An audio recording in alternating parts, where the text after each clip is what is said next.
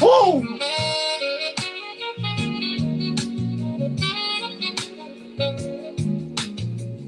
Smooth. Club of Kebulon. Come one, come all. Come, drink your liquor, smoke your cigars, and hang with your number one nigga. Woo! Don't forget to like, share, and subscribe. It's my Friday and it's dance show after 5.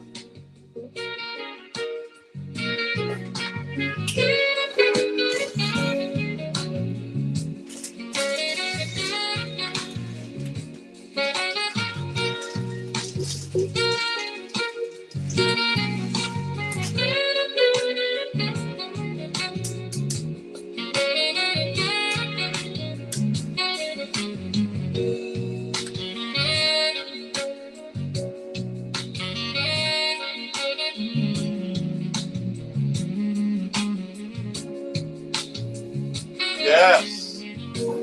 Hell yeah. Let's go.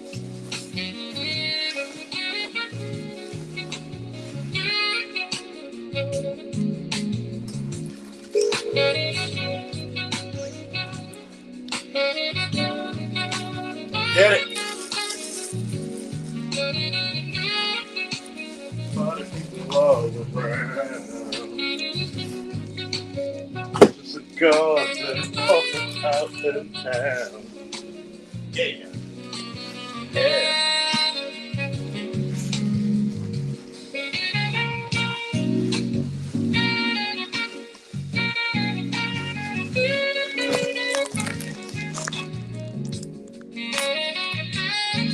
I said I shoot it, do it, do it.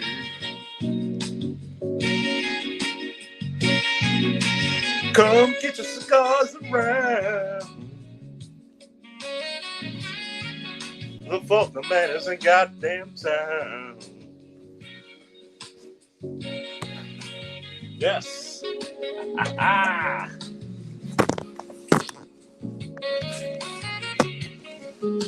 If plan A fails, you always have a plan B. Oh, because it's always gonna come down.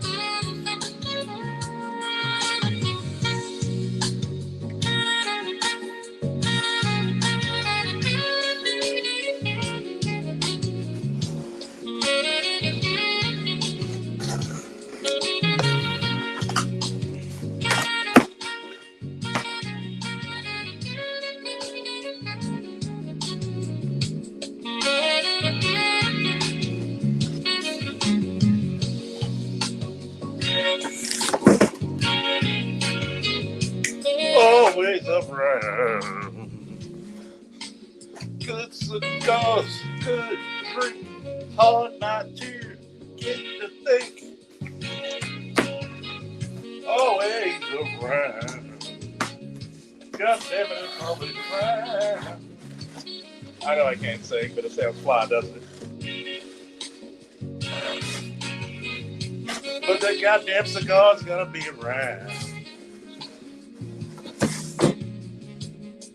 You better have a plan B, A to D, 'cause you never know what's gonna treat me. Oh, shit, how y'all doing, folks?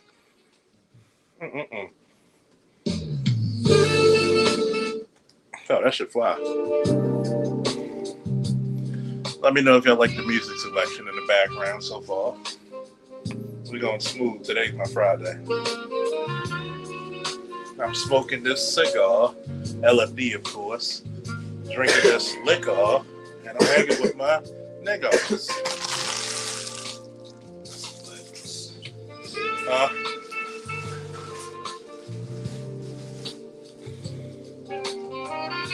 Always have a plan B, fellas. I don't care if it's for life. I don't care if it's for work. I don't care if it's for the bitch. I always have a plan B. Never look like you're dickless in Seattle. Even if you don't have a plan B, act like you got one.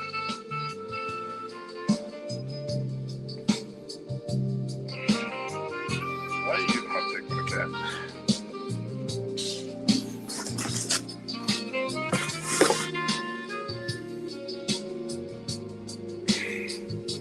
got in the building. We got Red Pill Sleeper Cell.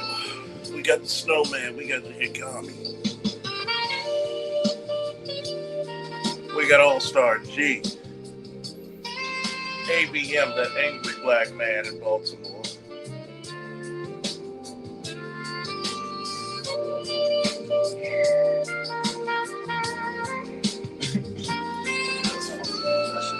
Woo!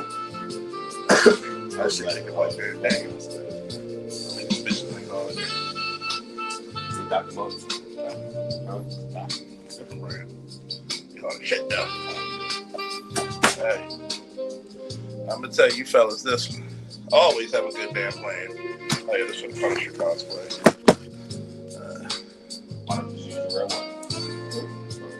I could. I'll get in the party one way or another. Not trying to be on the shoot. I will win, but yes, that's the amazing thing. Yeah, it's punching. So sometimes you gotta let it age drop.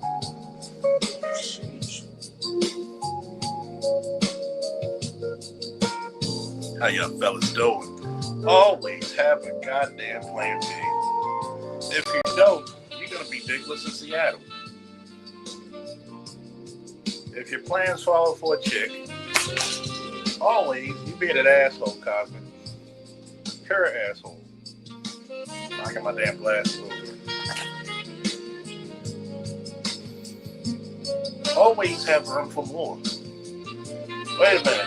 I'm supposed to drive down to see you? Oh, you acting an ass. I can't stay with you. I gotta get it. Okay. Okay, guess what we're not gonna do? We're not gonna drive down there. I'm gonna stay my ass where I'm at, and I got about 2 or 3 other bitches that's gonna help me. Okay, let's go. Like I tell a lot of people, even when it comes to the occupation, be comfortable at your job, but don't be too comfortable. Always have the ability to put in another application. Because when it comes to careers and jobs and all that good shit, you're just a number and a cog in a wheel. You die, 2 things are going to happen. They'll pull another dumb motherfucker to take your spot, or they'll put AI in it if they can.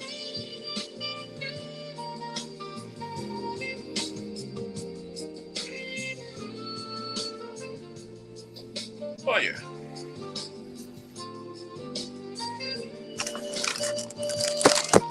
When it comes to females, no female should hold dictating power over you. Sorry. You're my only love. No. Hold on, folks. It's my boy Josh.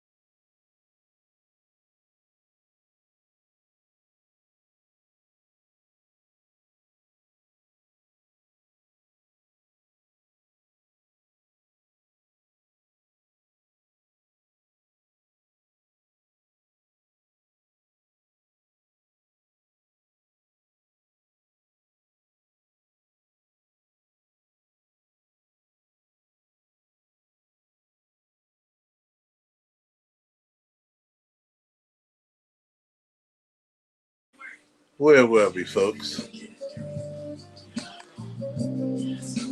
Never, ever, ever, and I mean never, ever, ever, ever, ever, get down and just lay down. Always have a plan B. Never rely on one strategy ever. That is militaristically dumbfounded. Stupid. Strategically, it's ass backwards. Strategically, it's ass backwards, man. Never have anybody let you down.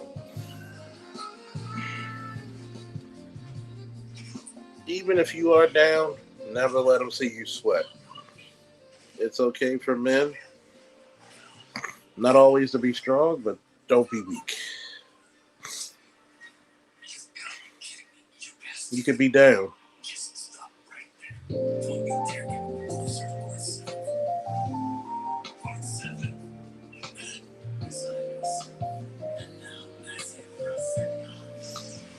And I think it's time for us to stop being down and start picking up.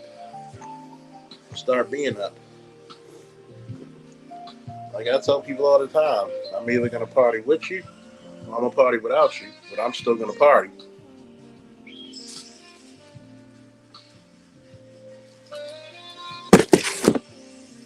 I think a lot of black men need to actually learn that lesson. Look at what should I'm great.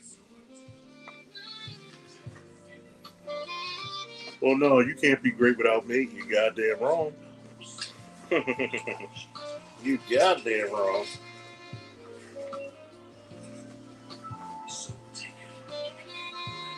Don't let anybody dictate your will. Don't ever let anybody dictate your mood.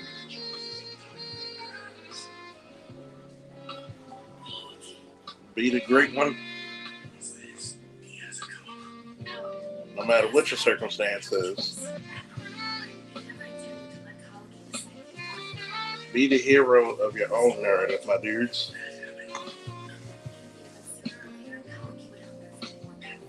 Shit hard as shit, isn't it? Be the hero of your own narrative. As soon as you start changing you for someone else, you may not get that part of you back. Get the goddamn likes up, right? Tell them. Get the goddamn likes up and share this motherfucker. You getting good jazz? You getting the good word? Drizzle.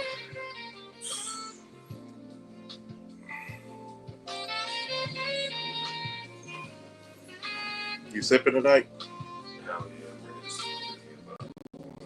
Yeah. Let me know when you about to go now. That's what I had to do when I get there too. Yeah, I need to go to. I ain't gonna lie.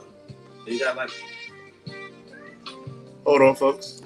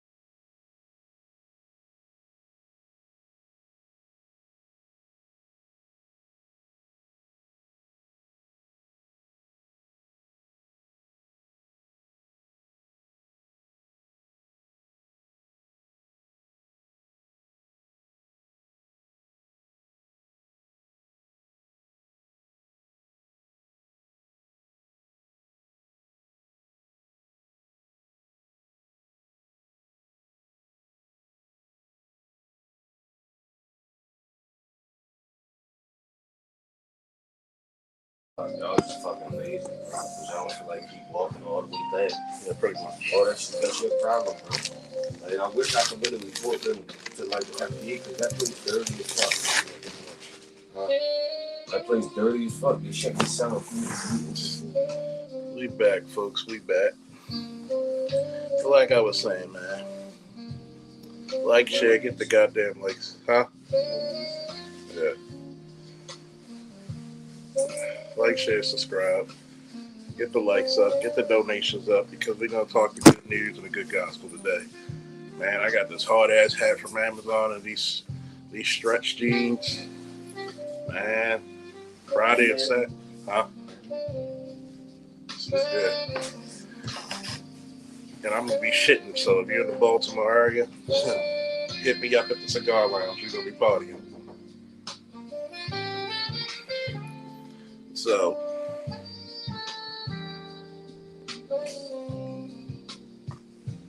I'm going to tell you this, man. There's times in my life, looking back over my life, where you had your heart set to go out on a date, and that bitch bluffed like fucking Texas Hold'em. You ever went and had your heart set about to go out with a chick and she bluffed like Texas Hold'em? Boy, you thought she was playing a mean game of spades the way she was bluffing. My man's sleepy because his nuts are light. He's sleepy because his nuts are light. Bro, that Yeah, she'll call you back. no, she was trying to stay. I had to make a dip. Like,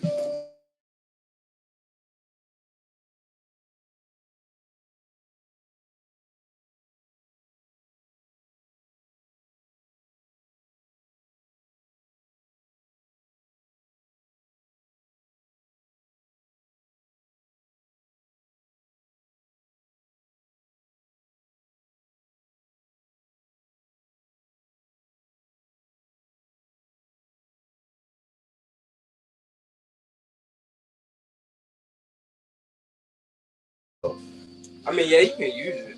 Can I? It says it's You never went airsoft. airsofting? Like an air, Mhm. yeah. No, you haven't. Do you even know what airsofting is? Yeah. It's not pellets. It's plastic. That's plastic pellets. No, pellets are metal. Yeah, that's BB guns. No, that's not a BB gun. I'm That's a saying- BB gun, but that's not pellet gun.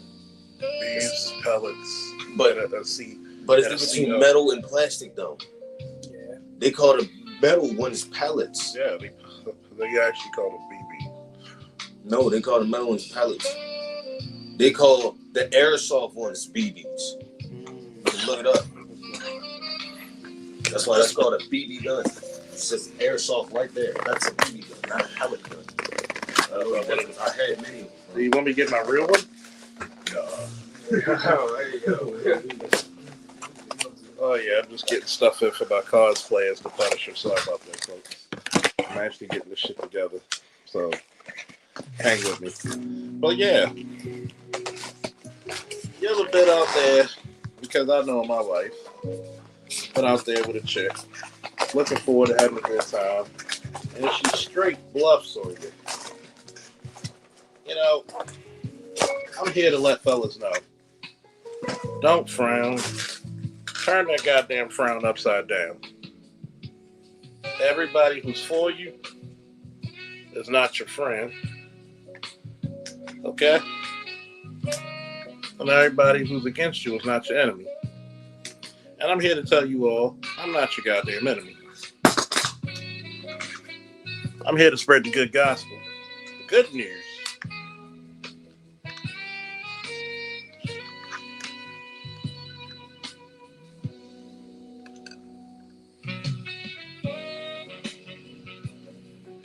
Here to spread the good news, ladies and gentlemen.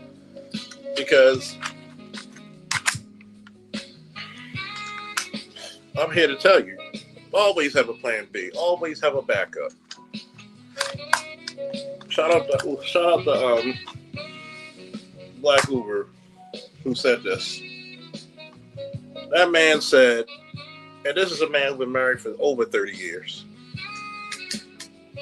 A man should always put a little fear and suspicion in a woman's mind that she could be replaced so you can get another woman. What happens to too many men in the modern day, you treat too many bitches like the one and only. Anybody who's anybody know that's a bad sign. A bad link. Bad link. You never do that. Just like I said.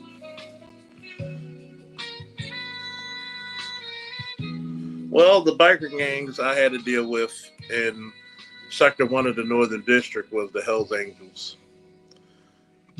My interaction with them has been surprisingly positive because we talked about my military background, so they were real respectful about that.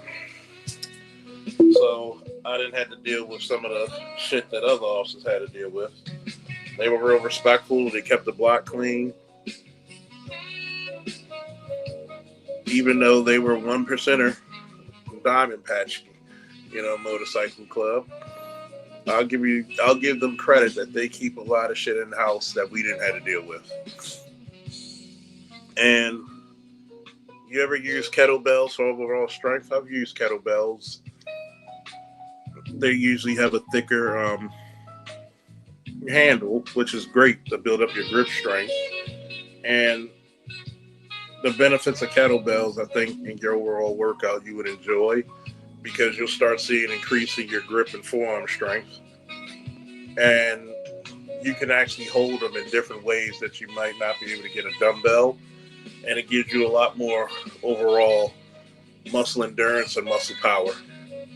So I really do recommend them if you can afford them, because they are expensive. I'm not judging anybody's pockets. I'm just going to warn you, dumbbells and kettlebells are usually very expensive nowadays, but you might be able to catch some sales because there's some Black Friday sales on eBay and Amazon. So I would recommend catching some sales and shopping around if you want some dumbbells. As a matter of fact, the commander of Black Lion Security Firm is giving an order. I want all you swinging dicks and my females, every last titty.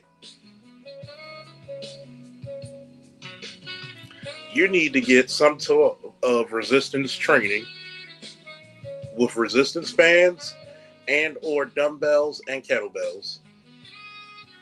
And that's an order. Do not defy my orders, or there are going to be repercussions and consequences, niggas.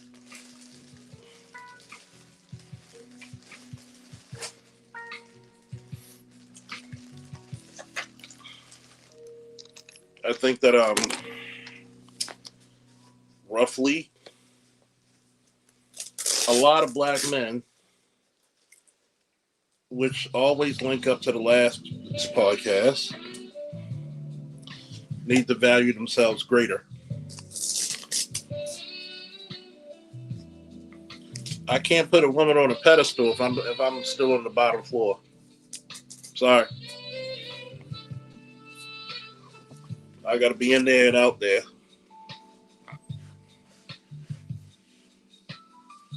Sorry.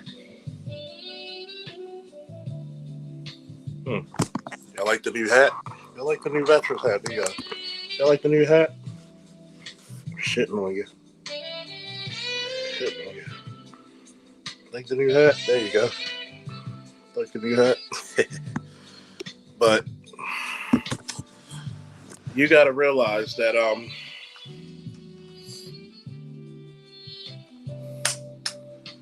that putting something on a pedestal besides getting yourself right is an assault to your character and your manliness. And I'll be the first to let you know In the words of Chief Keef, that's that shit I don't like. Okay?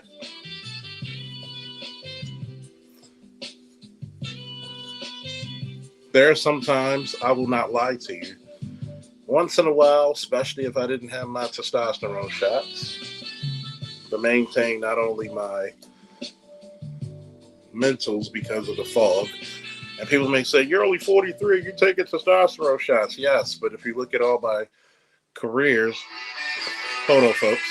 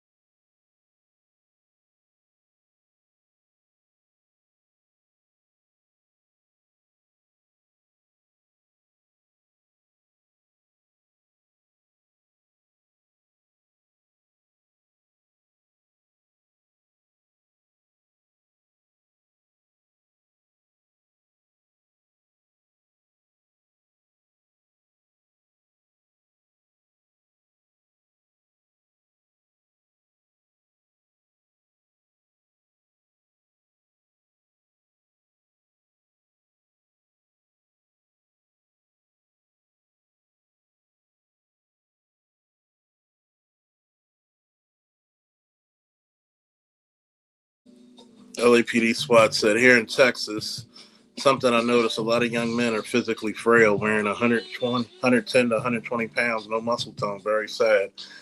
That's because this is what happens when there's no father in the homes. Very little mothers are going to work out with their sons. The women are trying to choose skinny niggas because they think skinny niggas have big dicks. When guess what? 8 inches is 8 inches, and the average penis is what? 5.2 in the planet? So, a lot of them, one, are lazy, and two, effeminate. Some of the stupidest shit I ever heard. Stupidest shit.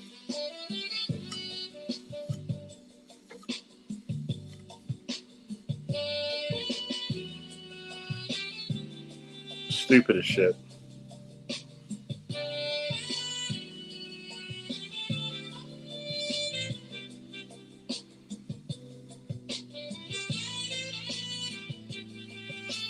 So I really feel you on that one because I've been noticing a bunch of purity-ass young men with no muscle tone. That's why you're getting less and less athletic men. And notice, what's the one thing you're seeing? Much bigger, fatter women.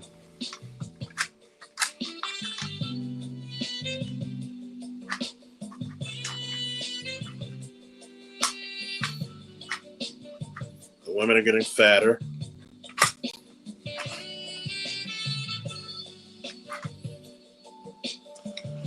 But yeah, back to the subject at hand. Always have a plan B, especially when it comes to women. And not just even women, your occupation. Have loyalty to no one but yourself, ultimately. Okay? I'm not saying don't be loyal to your boys, don't be loyal to your family members. Be loyal to yourself ultimately first. It's a lot different because you should be loyal to your friends, especially only to the ones that's loyal to you. But what you notice in today's world,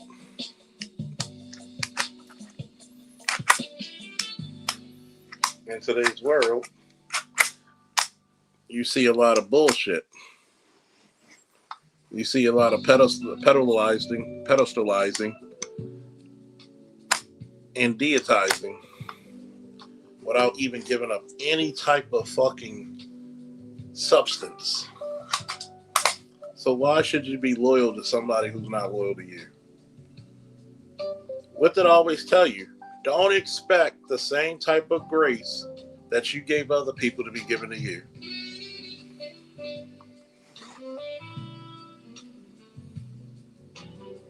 This is the reason. This is maybe a controversial for some motherfuckers, but not for me. This is the fucking reason why I tell you why young men should have a body count.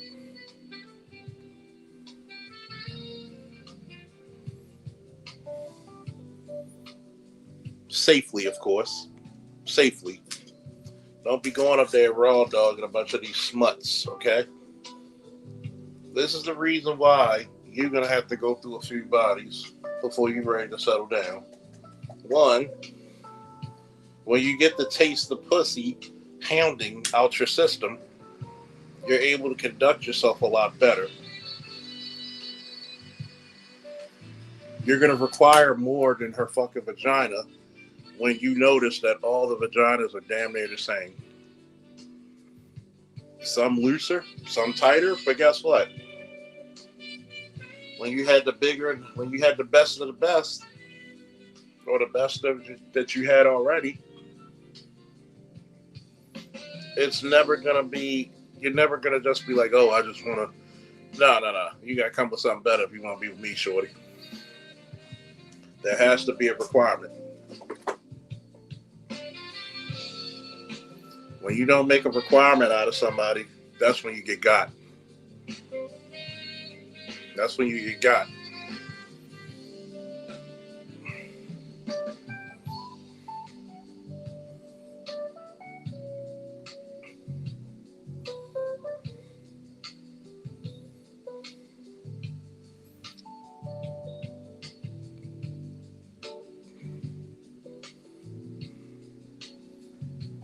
It's no different than having skills that you can't pay the bills. It's like a useless degree.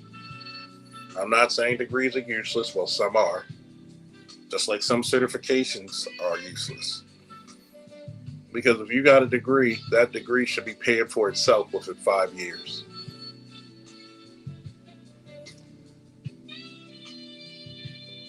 Do I think you need one to be in upper management? Of course. That's how it usually goes. But what happens is we get caught up in the celebration and not the practicality.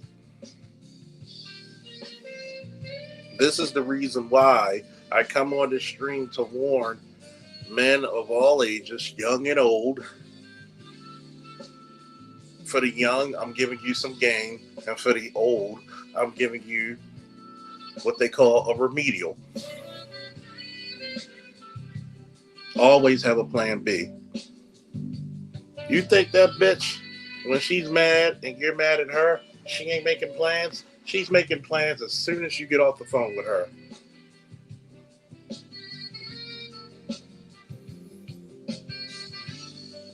There are some things modern men need to take from modern females.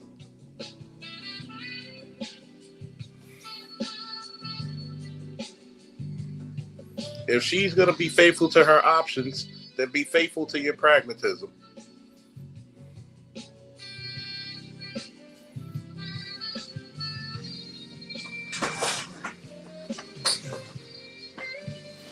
Woo!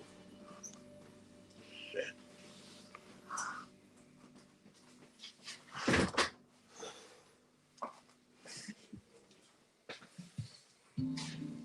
That shit blows like a motherfucker. Nothing blows. Nothing blows. That shit blows. It's gas. You said blows. That shit blows and not in a good way. Oh, I thought you said that shit closed. Ain't nothing closed. Oh, it blows. But the Eagles talk about they only selling gas. When the fuck y'all start? Like they started that shit 2 days ago.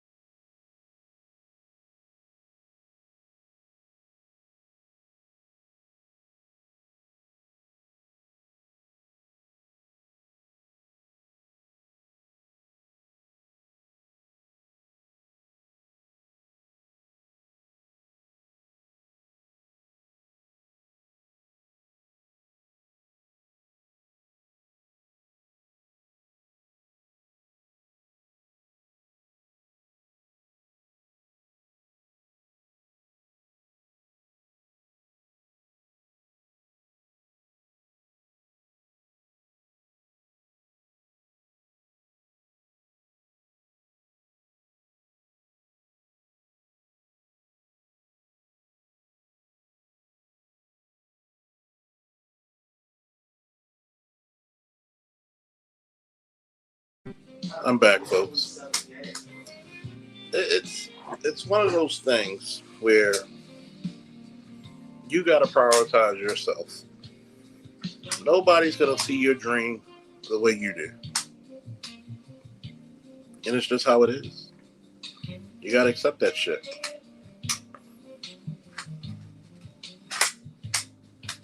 You just gotta accept it for what it is.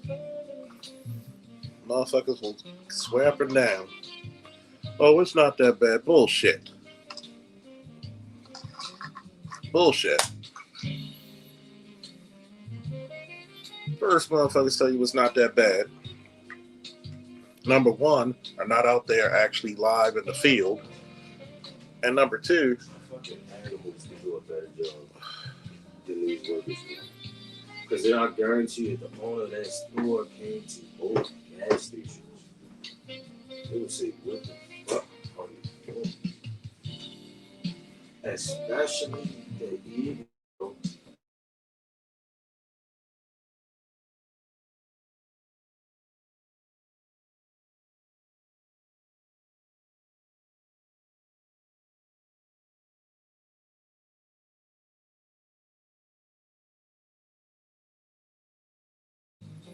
some people in the world are just going to simply, and I'm going to just put it out there, they're just going to fuck up the church's money. You got to prioritize your shit.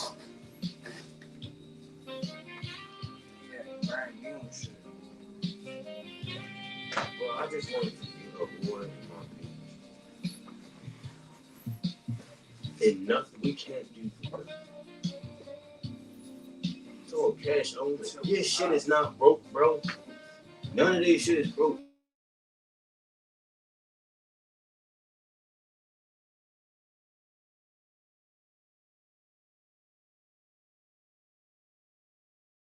In a bad one of the people, so I try to assist that. You got to look at it like this, man. The life of the black man is usually going to be difficult and shitty. You only got but that much happiness in your fucking life. It has nothing to do with being black. I'm talking about something else different, kid. What have we talk about since we got it? I'm on the podcast. That niggas on me the whole time. I don't need it. The life of a black man, you're starting a hole. I don't care what nobody says, you do starting a hole. Remember that saying, you got to be twice as good to get it, 3 times better to keep it, 4 times better to be acknowledged by it, 5 times better than the average to even be acclaimed.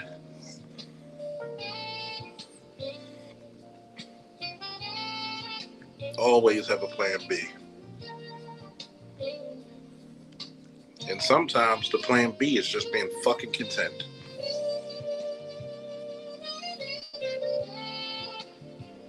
And I hate to say that. I hate to be the bearer of bad news. Sometimes plan B is being fucking content. A lot of shit in this world is going to be shitballed, stupid, nonsensical bullshit. And they somehow, some way, expect you to make a fucking dollar literally out of 15 cents. You heard what these stupid broads say. I can't date a man who makes under 6 figures. But this bitch makes $15,000 a year. Bitch, you can't even spell 6. And there's some dumb simp out there who's gonna really believe this bullshit.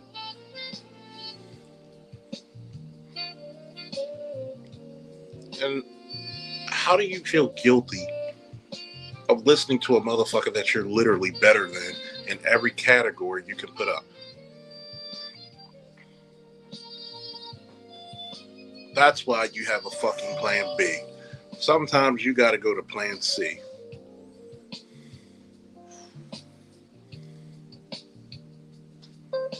It's ridiculousness at its worst and finest.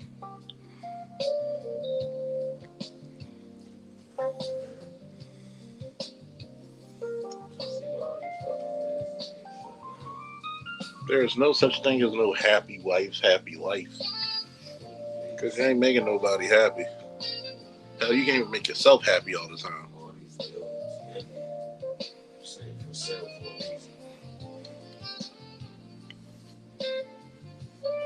Take money and they fucking service. Always have adjustments. Always be able to make something out of it. But you can't be too comfortable. You can't be so down on shit that it just demoralizes you. Because that's what people pretty much want from you, is to demoralize you. I want to make you feel pain by saying something rude and stupid. And you know what the worst part is? 90% of the time people insult you, I laugh at it. I was like, really? That's the best you could come up with? My mom and dad called me worse.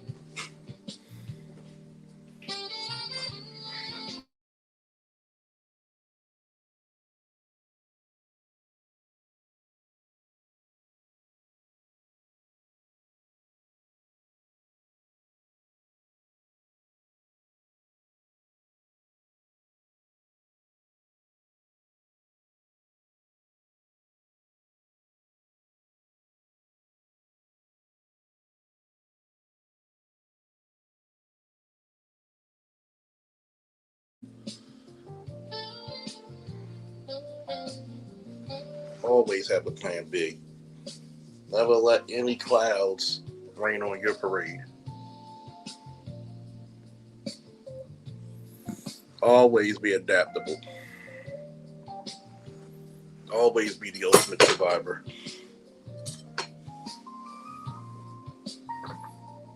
This is the reason why I talk about having a bit of ruthlessness in your system.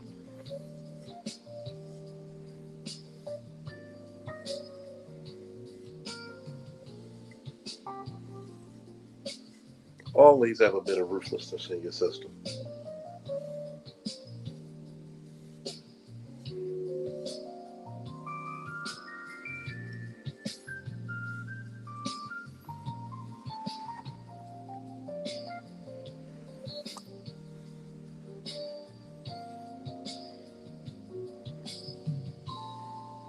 Even when you're being thoughtful, even when you're being nice, you have ruthless intentions sometimes with it. Why? There's sometimes you do something nice, you're gonna have to put yourself above all.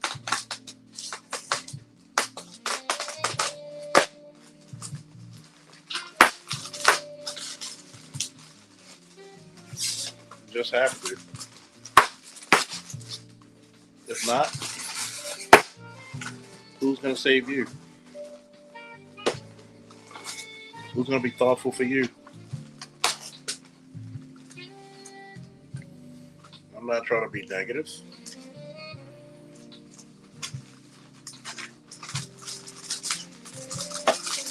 Not even trying to be mean.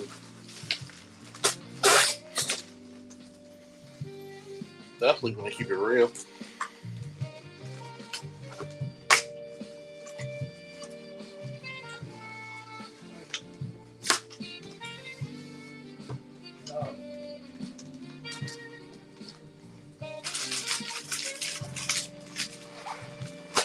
We don't put ourselves in the background for anybody.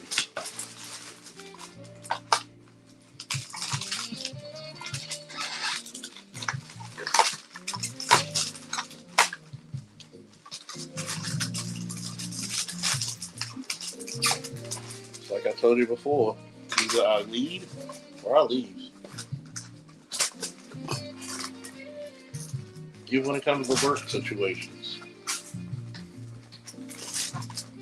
Unless it's too egregious, right now I'm not going to tell you to leave a job without having a backup. Or without having something that pays just as much or close to it. Never get too comfortable.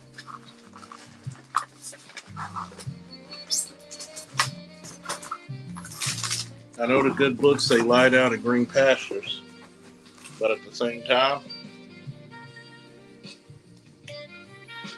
always keep your eye out looking for lions in the mist.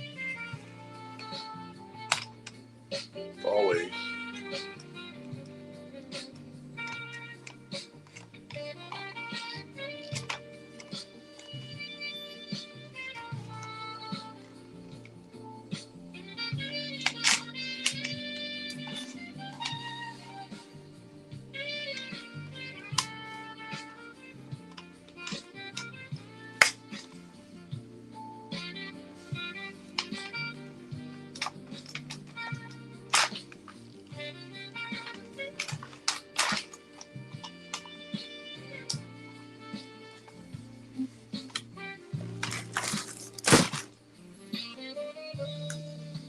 Never deny yourself your happiness.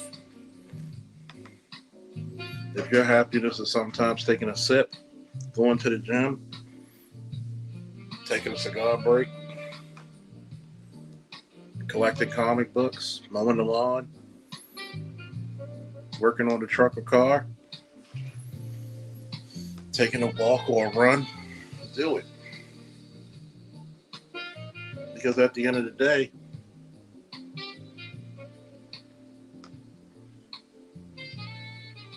nobody loves you like you. Always have a plan B.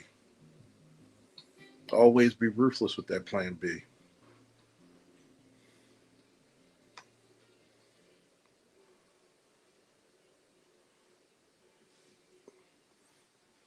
The least you could do is do that for yourself.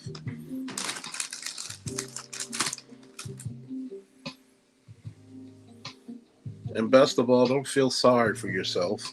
Don't go into anguish. Don't go into some mental turmoil because the plans fall through. Don't fall through the way you want them to. You make audibles. Hell, look at Lamar Jackson. What is he famous for? Oh shit, protection's breaking down. I'm going to burn these motherfuckers up 40 yards running. Or I'm going to scramble, wait for my boys to get open, and hum that bitch down the field.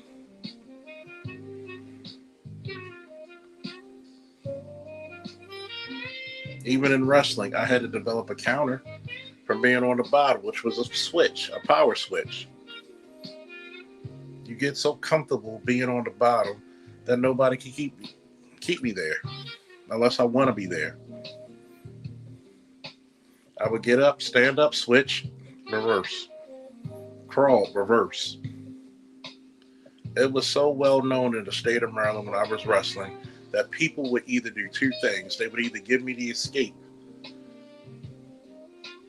or they would automatically just give me the 2 points because they had feared that I would break their arm with that switch, with all that leverage. You got to have that ruthlessness. You got to have that determination of not letting anything keep you down.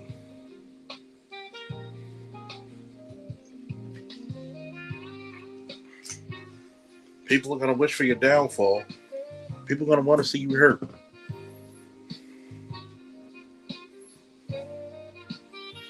If you got to cry, turn the shower on, turn the faucet on, cry in your bathroom. And no, you should not cry in front of your wife or your girlfriend. And here's the reasons why. Because they'll use that shit against you.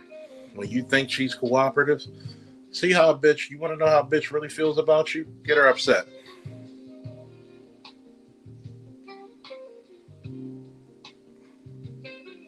Get her upset.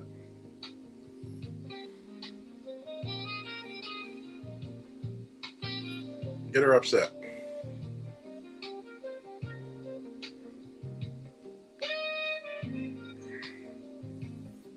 You'll find out how everybody in the world feels about you truly when you make them upset.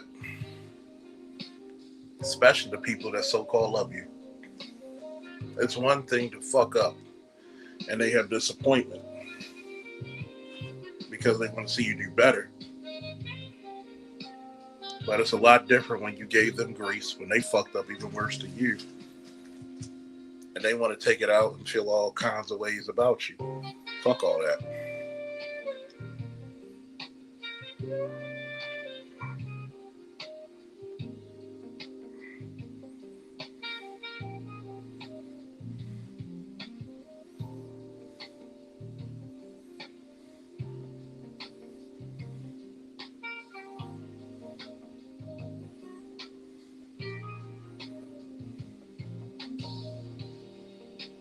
Never put yourself on the back burner. Here's the link. Who wants to join me? Hit the likes, hit the cash app, hit the damn sure hit the likes. I know it's trying times for people, but god damn it. A like's free. Sharing's free. If you feel inclined, the cash app's on the ticker.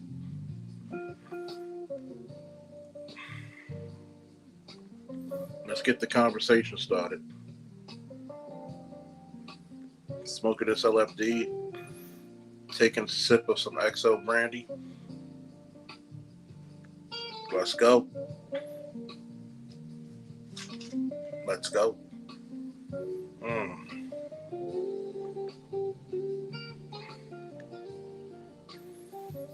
Always have that plan B. Always go with a strategy. Black men should be smart enough to have a plan D, at least. That's the minimum. The minimum should be plan D for a black man.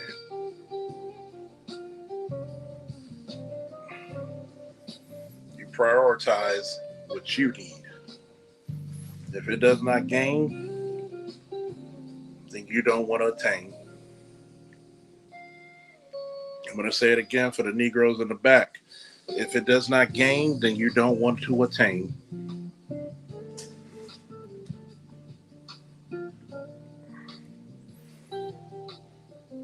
I told people this all week long. Fuck how people feel about you. Fuck how people feel about you. There's a link if anybody want to come up. Sometimes you need to manifest your destiny.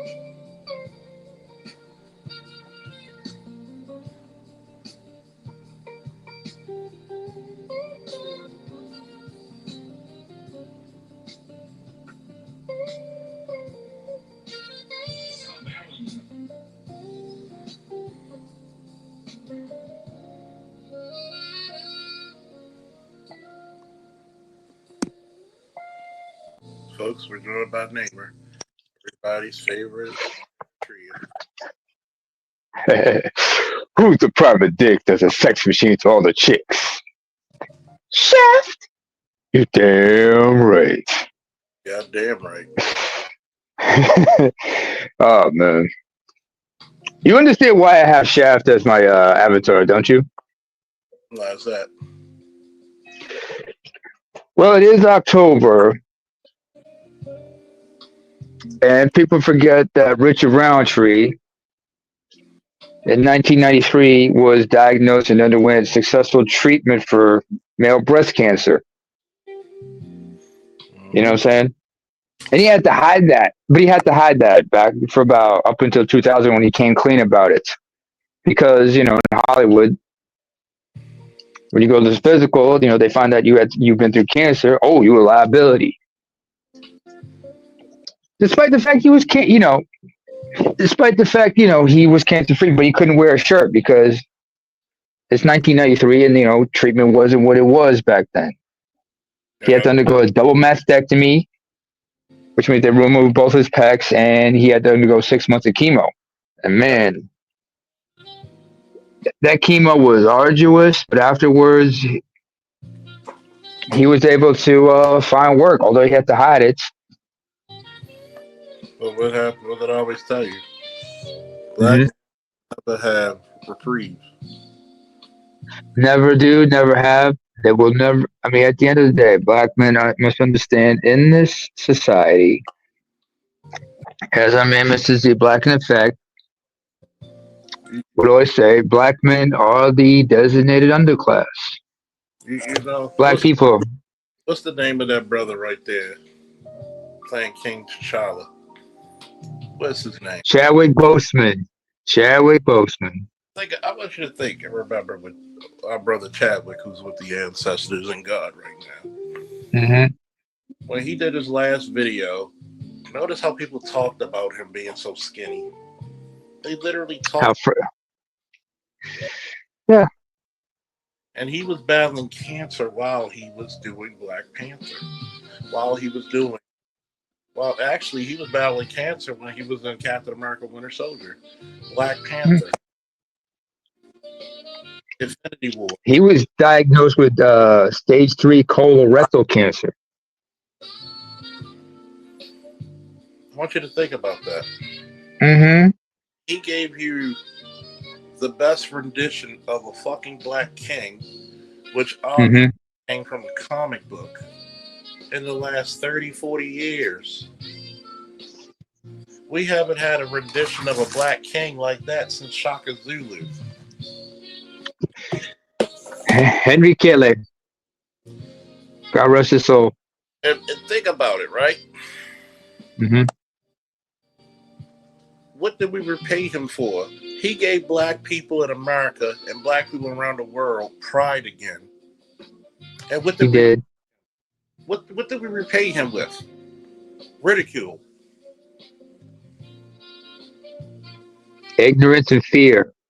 I've said this a few times. I've said this a few times, and I've said this a few times. Like, isn't it funny how everybody when Chadwick Boseman passed away, everybody was saying R.I.P. to him, but when we learned that he died from colon cancer, nobody thought about going to get a colonoscopy. By the way, I did mine in April. It wasn't my first colonoscopy. I've had one before. I had one at 28, but I realized, oh, I'm long overdue, especially right now considering the shit that I've been dealing with my bowels and everything. And I got tested because remember, when back when Art Edmore was hosting the Coliseums, one of our boys, Herbert, about 3 years ago was telling, about 3 4 years ago was telling brothers, get your colonoscopies done. Don't push it off to later, because he talked about how he did his colonoscopy and they found polyps, Mm-hmm. cancerous or precancerous cells, folks. I had mine done, and just like the last time I did it, there were no polyps. It was clean for the most part. Although they did say, like, I do have I have something called diverticular disease. That's like a precursor to diverticulitis, which is what Brock Lesnar had. Which will be it's incredible. It will. One chick I'm talking to, she has it, and she literally lost so much weight because of it because she could eat. She couldn't eat, couldn't keep it down. Her colon was all messed up. I bet she had perforations in her colon, right? Mm-hmm. So they had to undergo surgery to remove those sections of her colon in order for things to work right.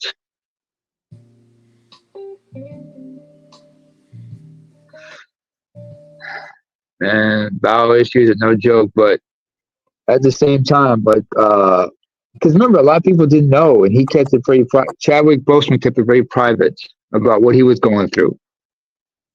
He didn't Because want I don't think he didn't want to be judged. He didn't want to be pitied.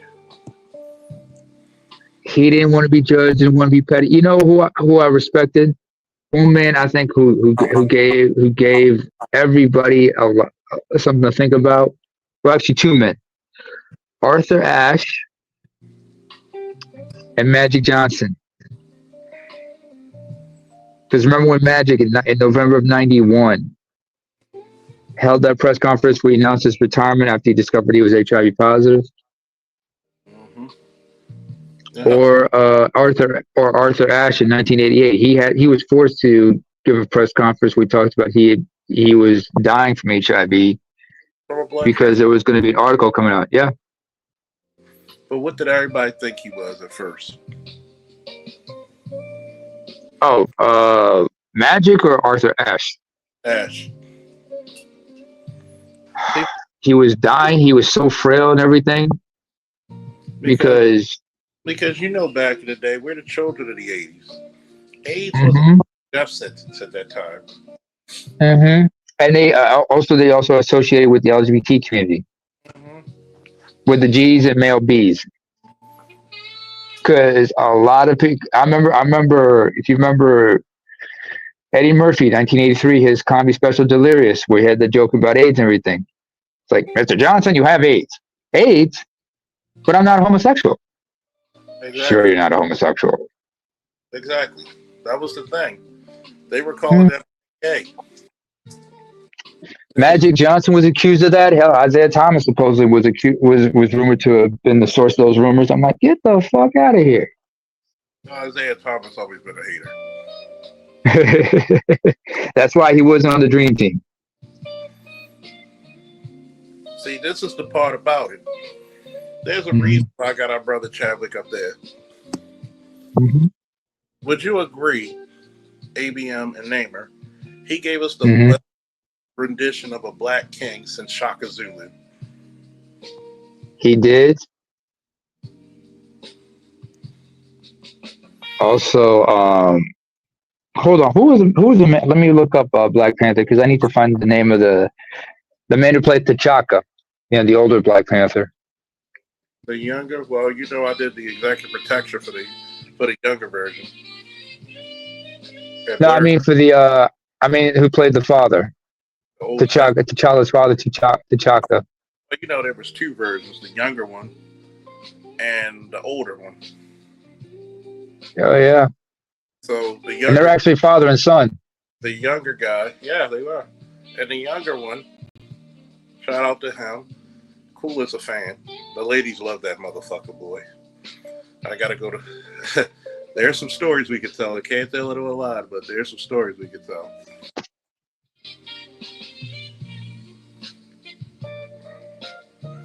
But think about it. He gave black people pride that you didn't see in years. Last time we had pride was when Barack Obama got elected. Yep. And what did we do? What's up, Les? What did we do? What did people do? They ridiculed him. Oh, he's so skinny. He must got something. Didn't know the man was suffering. When are black men allowed to suffer? When are black? I'm gonna say the same thing. Shout out to Snowman, who carried my thought. When are black men allowed to have a bad day? Mm-hmm. Oh, by the way, yeah, hold on a second, Charles. The actor's name, the man who played the older version of T'Chaka, his name is John Caney, and his son's name is Atandwa Kani. He's an '84 baby, by the way.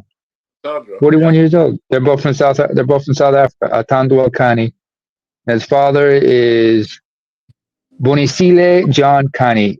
Oh, he's There's an OBE from The Order of order. the British Empire. Yeah, and then and then Order of Ikamanga.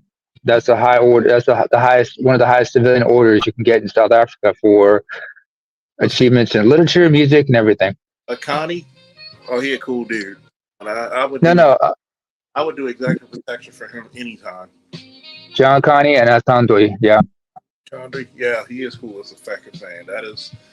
That guy is cool as a motherfucker. Asantoi. He deserves every acting. He deserves every role he gets. Great actor, great perspective, beautiful man, beautiful man. Ladies love the boy. Ladies love them. Must be that accent because he sounds exotic. It starts with that name Atandwa. So what does that mean? Oh, it means this, that in Zulu. Ah, You got to realize mhm, something. mhm. I think it should be requirement for black children to see not only Black Panther, the first one, but Shaka Zulu. You want to talk about ruthlessness and having a plan B? That's King Shaka. Would it not be? And by the way, this jazz is hitting, isn't it? Very mellow. I had to learn not to be pissed off as much. And God knows you got to have a plan B. How many times you had to make a plan, Chris? Never. Plan A always worked. Shit. Shit. Shit. Sometimes I had a plan Z.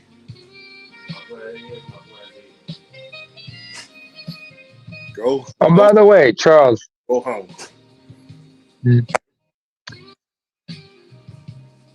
a lot of people didn't know this, but the actor who played Shaka Zulu, Henry Kele, may he rest in peace. He wasn't just an actor; he was also an athlete Oh, yeah, you can tell from the because yeah, in South Africa, he was nicknamed the Black Cat because he was an accomplished goalkeeper in the South African League in the '60s. You can He tell. also became a coach. When did you see black men at that time period built like that? None. Then period. Yeah. Motherfucker was cut like Colombian dope. Not even Pele had that type of physique. And Pele was one of the greatest soccer players of all time, and everybody looked up to him, especially black folks, because they had never seen an Afro Brazilian like that. Somebody that charismatic and it was very captivating. It's funny when, shout out to Kay, my female coworker, one of my partners where I'm working now. Okay. She said it. She said because she's like a sister. One of the dudes. She's a dude, and women who are dudes, they'll never be without a man because they're just that cool. Great mother to her 9-year-old son, Kingston, the little man. She is a doting mom. Mm-hmm. And we talked about mental illness and resilience today, where she had, because she was in corrections for 10 years, and last Thursday was her birthday. Happy 39th. Enjoy the last of your 30s, girl. And today, I had to tell people, just like I told everybody yesterday, I was not in a good headspace. Part of that was because I had a lot of shit on my plate. Both my economic life, my social life, and most things don't get to me unless it just, sometimes it overwhelms. Even the Faulkner bag gets overwhelmed by a lot of shit. And it's okay not to be okay. Mm-hmm. I'm going to say this again. It's okay not to be okay. Even Superman has kryptonite. Yeah. And Yes, I take my testosterone shots, and it helps because people forget testosterone also helps with your mood. Takes a lot, It does. and people like, oh, you're only 43 and you take your shots. Look at the jobs that I had. They were high octane jobs. Being a fucking U.S. soldier and a cop, high octane. You're calling upon that strength and that manliness so many times that guess what? You do not have a finite amount of that shit. That's why I Mhm. encourage all of you to lift weights. Get your Right. cholesterol. We have a finite. We do not have an infinite. You mean?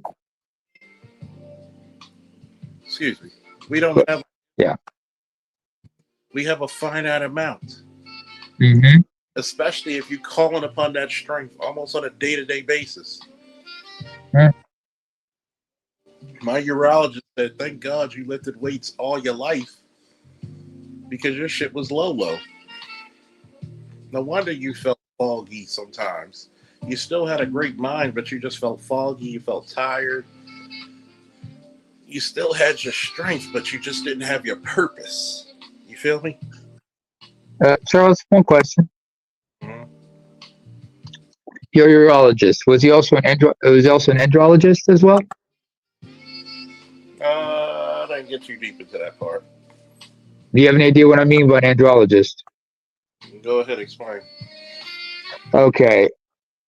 Women, they got to see a OBGYN. That's your obstetrician slash gynecologist because they have to deal with just pregnancy as well as the obstetricians. Obstetrics is actually the study of pregnancy. Gynecology is study of the female analogy. Most urologists who specializes in the urinary tract system, your kidneys, bladders, everything, they also double as andrologists. Basically, their medical field is the male reproductive system. But you look at andro, that usually talks about your testicular and your testosterone building. Yeah, testicular, prostate, every they're the guys you got to go see when you got to have to get the prostate and testicular screening and penile health, as well as you study making sure your urethra is working right. Because if your urethra's not working right, you have serious issues. When there's That and kidney stones, that's who you got to go see everything. So most urologists double as andrologists. They also study andrology. because you got to remember Hmm. that a lot of times your shit can shrink. You're not your dick, but your urethra, which the fluids come out of. Hmm. And if your kidneys are so hard taxed from heavy drinking and other things, or just plain old kidney, Hmm. you can develop stones. And Yeah. people look at it like Fat Joe said it best. It feels like your piss and baguettes. Ooh. A friend of mine's going through that shit now. Kidney stones? Yep, How bad is it? it was bad. It was bad. Oh man, I know. So I remember Well, I'll say it was bad. guys. I'm not naming names. Yeah, Bad enough. yeah. No naming names. I remember I was in a military hospital for a time, and I remember seeing guys who were on IV trips because that was the only way they could undergo treatment for like kidney stones and such. I was like, hey, I made it a point to drink a lot of water since I was a kid because I knew what kidney stones were like, and I knew like people had to also worry about bladder infections if they weren't careful. And here's something people forget about regarding prostate health. If it's not one thing, it's another thing because I've mentioned this before. If it's not prostate cancer, you got to worry about because prostate cancer makes you shrivel up. Most older men, they always complain about having a swollen prostate. What that is basically a condition called prostatitis, where you have basically an inflammation or infection of the prostate, and it swells up, becomes stiff and hard. And people forget that, your prostate has to be very alkaline Mhm. because seminal fluid that it produces is alkaline in nature to protect the sperm when it's going through the urethra. Because urine contains uric acid, hence the reason why it's acidic. But if it's irritated or if it's become atrophied, it starts to swell up and inflamed, and that puts pressure on your bladder. That's why older men have difficulty doing a number one, having to take the lead or they think they need to take the lead, but actually it's just Don't give me the prostate all swollen up, putting pressure on the bladder. water pills, Uh-huh. fluid pills. Mm. Who says we always got to talk about the gynocracy? Oh, Oh wow, this is a male channel. We talk about male issues first and foremost because we are mostly men, and it caters to men. men and black men in particular. So for those of you who are detractors saying all y'all do is bash women, we just spent 20 fucking straight minutes talking about men's health. Mm-hmm. Especially considering this month is also our month, and next month is our month in particular. I want you Although I will say bashing women is fun. oh, it is. I will never give that. Hey, Fucking hilarious. I love it. It's hilarious. You know why? Because we don't have to lie. All we got to do is tell the truth.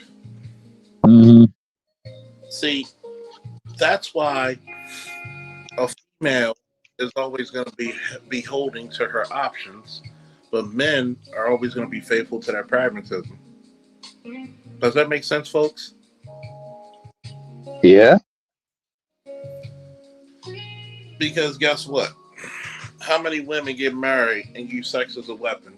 You ain't going to get no pussy. You may not be fucking, but I know a couple women who will. And sometimes a woman will try to drive you into that position, hoping they can score an easy divorce, a very beneficial divorce.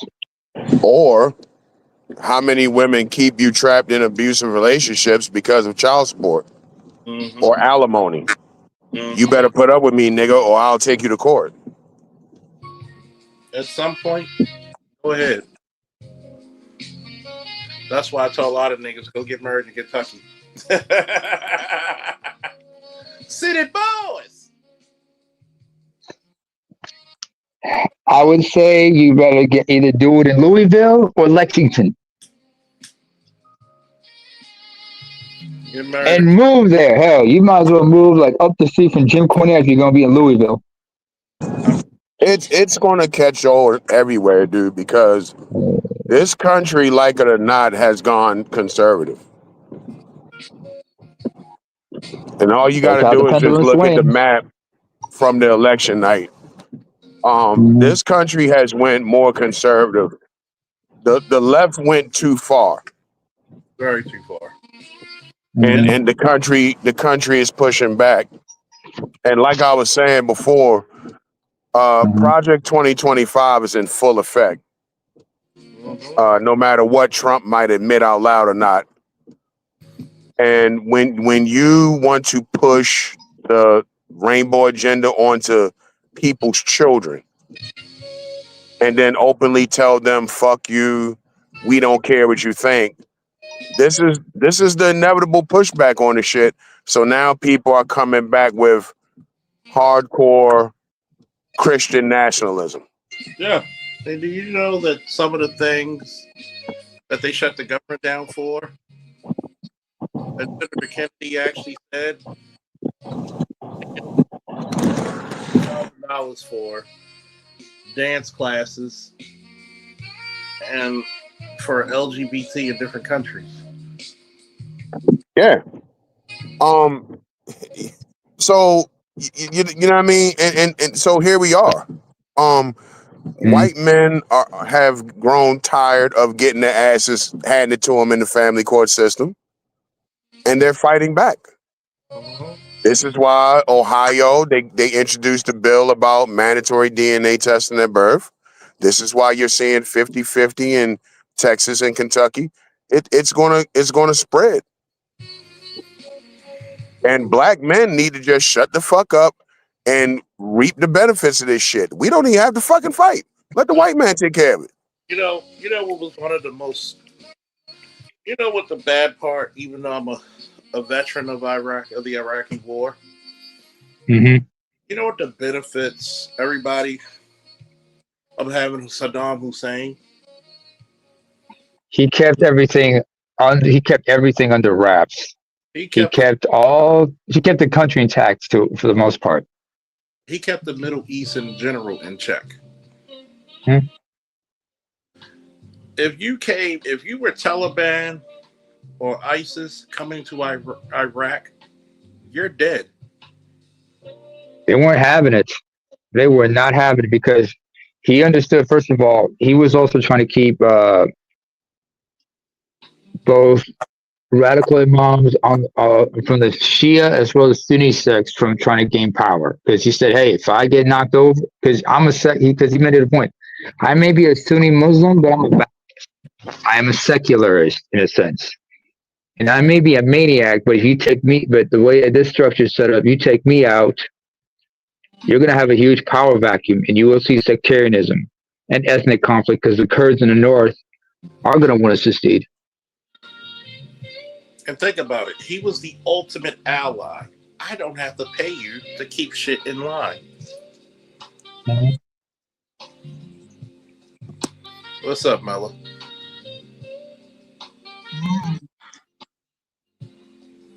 See, I came up here for nutrition go right. and as well as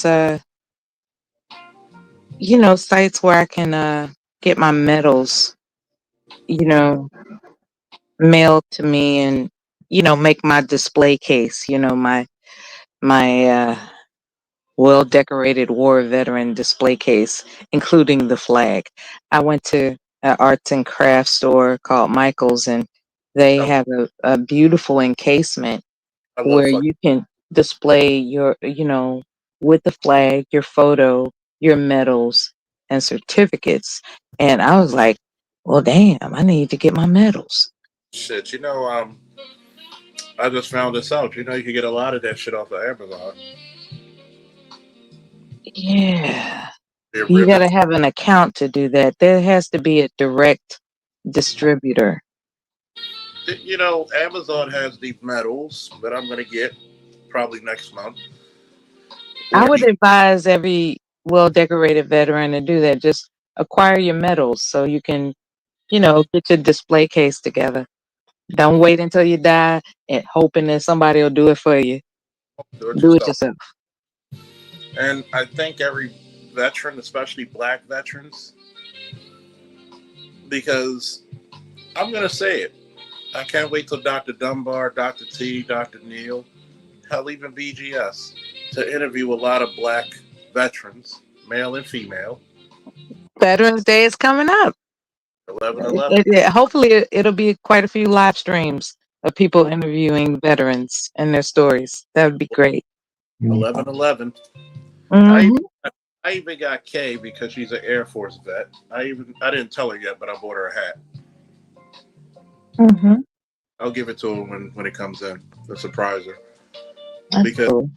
I told her, hey, go get your veterans card. And she's like, well, I said if you fucking signed up, you could have been where I was. If you raise your right fucking hand and swear, and you pass basic training, you are a veteran. There's sometimes I gotta tell people, look, times are hard. Go to HUD Bash. Look up HUD Bash in your area. Did you know HUD? Do you know what HUD Bash is? I've heard of it. HUD Bash is literally Section 8 for veterans only. Okay. We are under, regardless of how you feel about Trump or whatever, it's been a while since we had a pro veteran president. That's It's been a while. All of them were draft dodgers. and think about it. I don't know how you feel, Mella, or fellas on the chat and the panel. I think we need to do a referendum that you should be the only way you should be president if you're a fucking veteran. Hmm. How you gonna be commander in chief and you've never served? That's You, that's always been wild to me. I was, even though me and Mel, Commander of, it's like he was able to humiliate, officers. And this is not a Trump bashing sentence. I'm just saying, because as observation, we can, those officers were sitting before him, and he expected them to applaud as if it was, the Apprentice show or something. It's like, sir, this is not to be taken lightly. Like, you are in charge of us. yeah, you And, gotta be. and and you're trying to make this a reality show or some shit. Like, we're not gonna sit up here. We're not an applause audience. Why do We you are think? You're serious supposed to be members. apolitical. You're supposed to be apolitical and stoic the whole time. That's why they kept quiet. Even when Hegseth would talk, and they're like, "Yeah, Well, you got to They look. They actually like Hegseth. they don't even roll their eyes. That's how stoic they are. They like Hegseth because shout out to my boy Ronnie Laws. I wish I could play him right now since I'm playing jazz. He has a song that says "Old Ways, Old Days." They are excited to have a Secretary of Defense slash Secretary of War who says, "Yeah, let's go back to them fucking old ways. I don't want to be." Do you know I have a friend who's still in, who's a command sergeant major. He's a year older than me, but he went in a year after me. I went in '99. He went in 2000. And he said, Charles, you would fucking have a conniption fit if you had to go, if you were still in here. You should not be a command sergeant major correcting a lower fucking enlisted and some officers, some junior officers, about how they're wearing the uniform. I think it's disgusting what we went through to have. How the fuck do you have homeless veterans? And during the fucking Obama and fucking Biden administrations, we were paying for fucking transgender surgeries, but you have homeless veterans. If you want to get a transgender surgery, do it out of your pocket. And I have nothing against, personally, with the LGBT community, but your ideology is something that I'm opposed to. See, as heterosexual people, we reproduce. As homosexual people, you recruit. When it comes to homeless veterans, I'll say that having spoken with them, they're literally out of their fucking mind. Yeah. And so it's hard, it's difficult, I should say. I don't like to use the word hard on a male's panel. So it's difficult. Oh, we'll do this for you, giggity. But continue. It's difficult to convince someone that's quote unquote out of their mind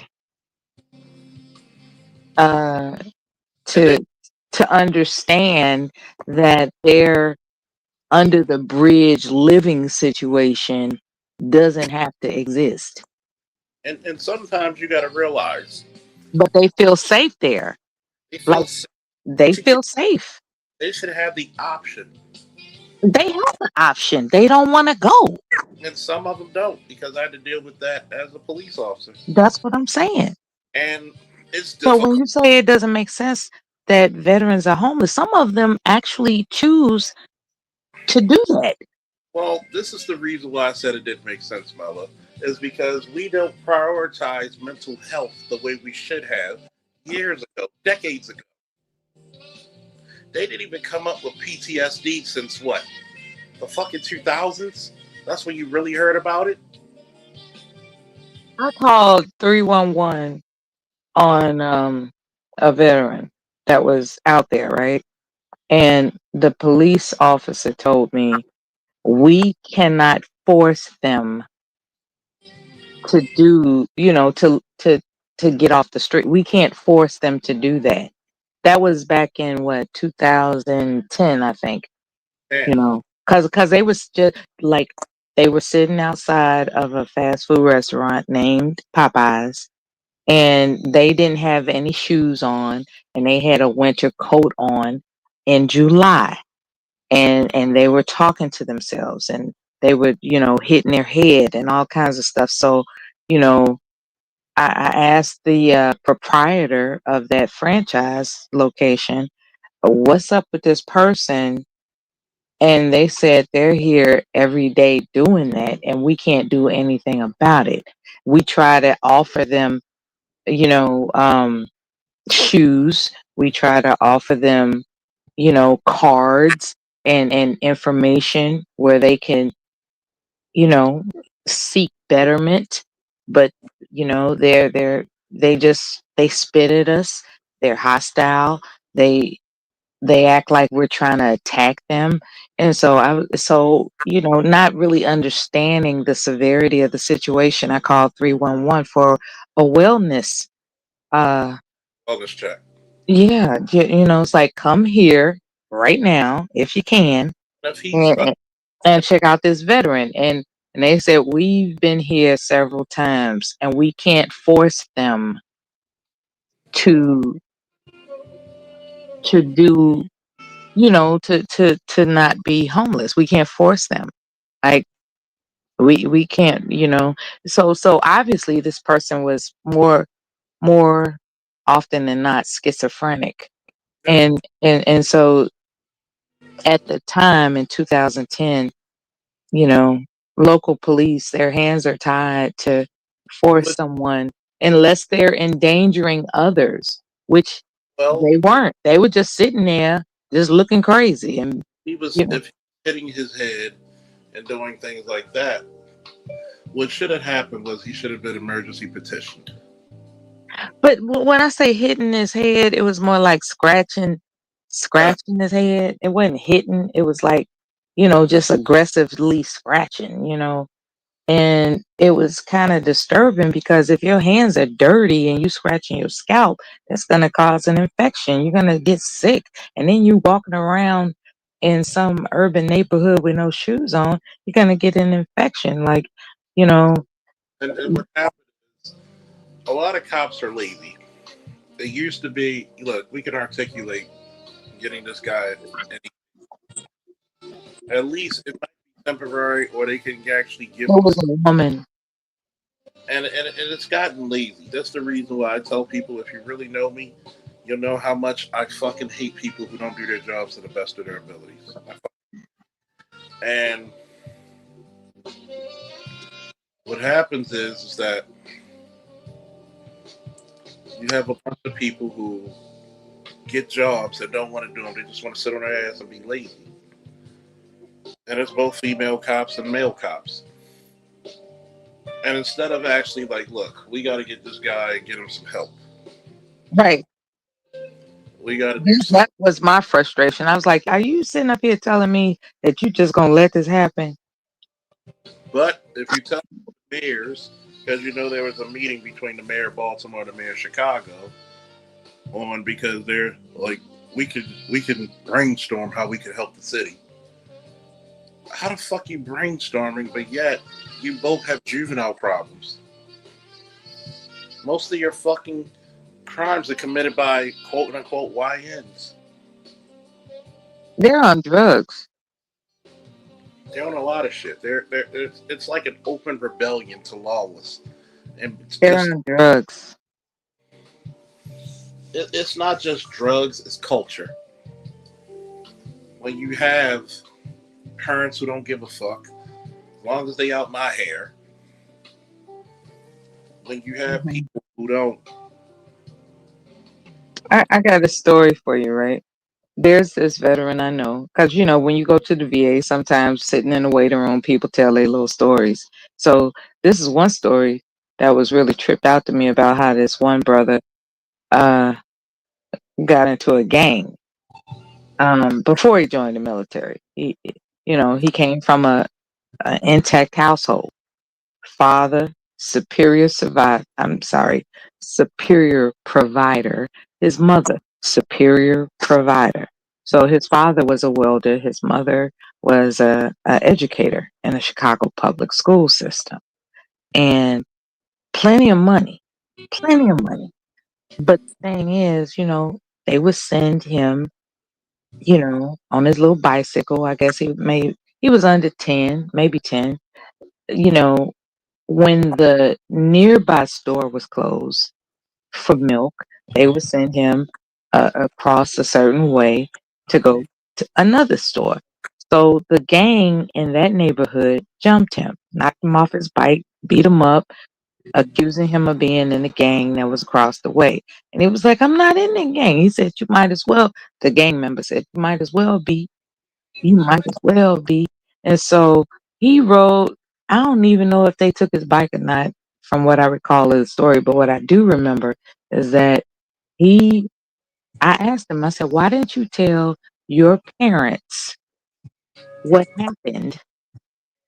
Because apparently they had enough money to relocate. Why didn't you tell your parents? He said, well, back in those days, we didn't tell our mommy and daddy. I said, so what happened? He said, I told my cousins, and my cousins, they were BDs. He was like, look, man, you just gonna have to be with us. You just gonna have to be BD. And that's how he got into a gang, because he was jumped at a grocery store as a child. That's fucked up. Excuse my language. That's messed up.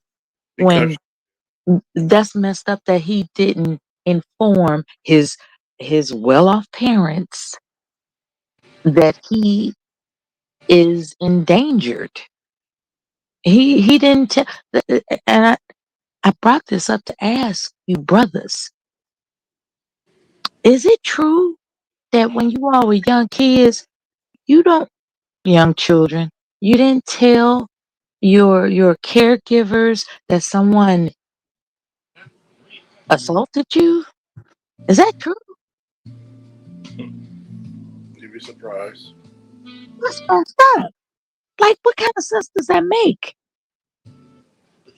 So you basically come home as a young child after being assaulted, and they ask you how you doing? How was your day? And you're like, I'm all right.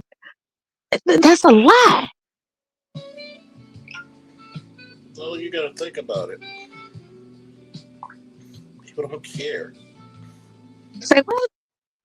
People don't care. The parents didn't care? Sometimes the parents don't care. Sometimes the kid is shamed by his community to even tell. I mean, shit, Baltimore basically created It what? doesn't make sense. I It remember, doesn't make sense not to tell. in other words, you got to look at it from his side. If he tells, he's going to get his ass whipped even further. It doesn't make sense not to tell your parents, I got jumped. I'm scared. Can we move? That, it's really a simple statement. Be surprised of how much cultural influence and Wow. how No much wonder. No wonder. That's no wonder. If culture. boys going around thinking that they can't present themselves as being attacked, like it's like, look, somebody attacked me. Can you do something since you're an adult? Put the onus on the adult. It's like, look, I'm in your care as a child. I'm in your care. I was attacked. Y- You got to do something about that. And Period. people, Your some people, reputation is on the line as my caregiver. some people might Damn even, it. some parents might even think, well, there's nothing wrong. It's not. And I tell people, it's not back in your day anymore. The access to weaponry, the access to violence is so readily available in this generation today that This shit don't make sense to me. it's not going to make logical sense to logical people. It's just like a We, child we as a ought community, to have enough wherewithal to communicate. Can somebody do something about me being attacked unjustly, please? I didn't steal nothing. I didn't do anything. I was attacked. Can somebody do something about this, please?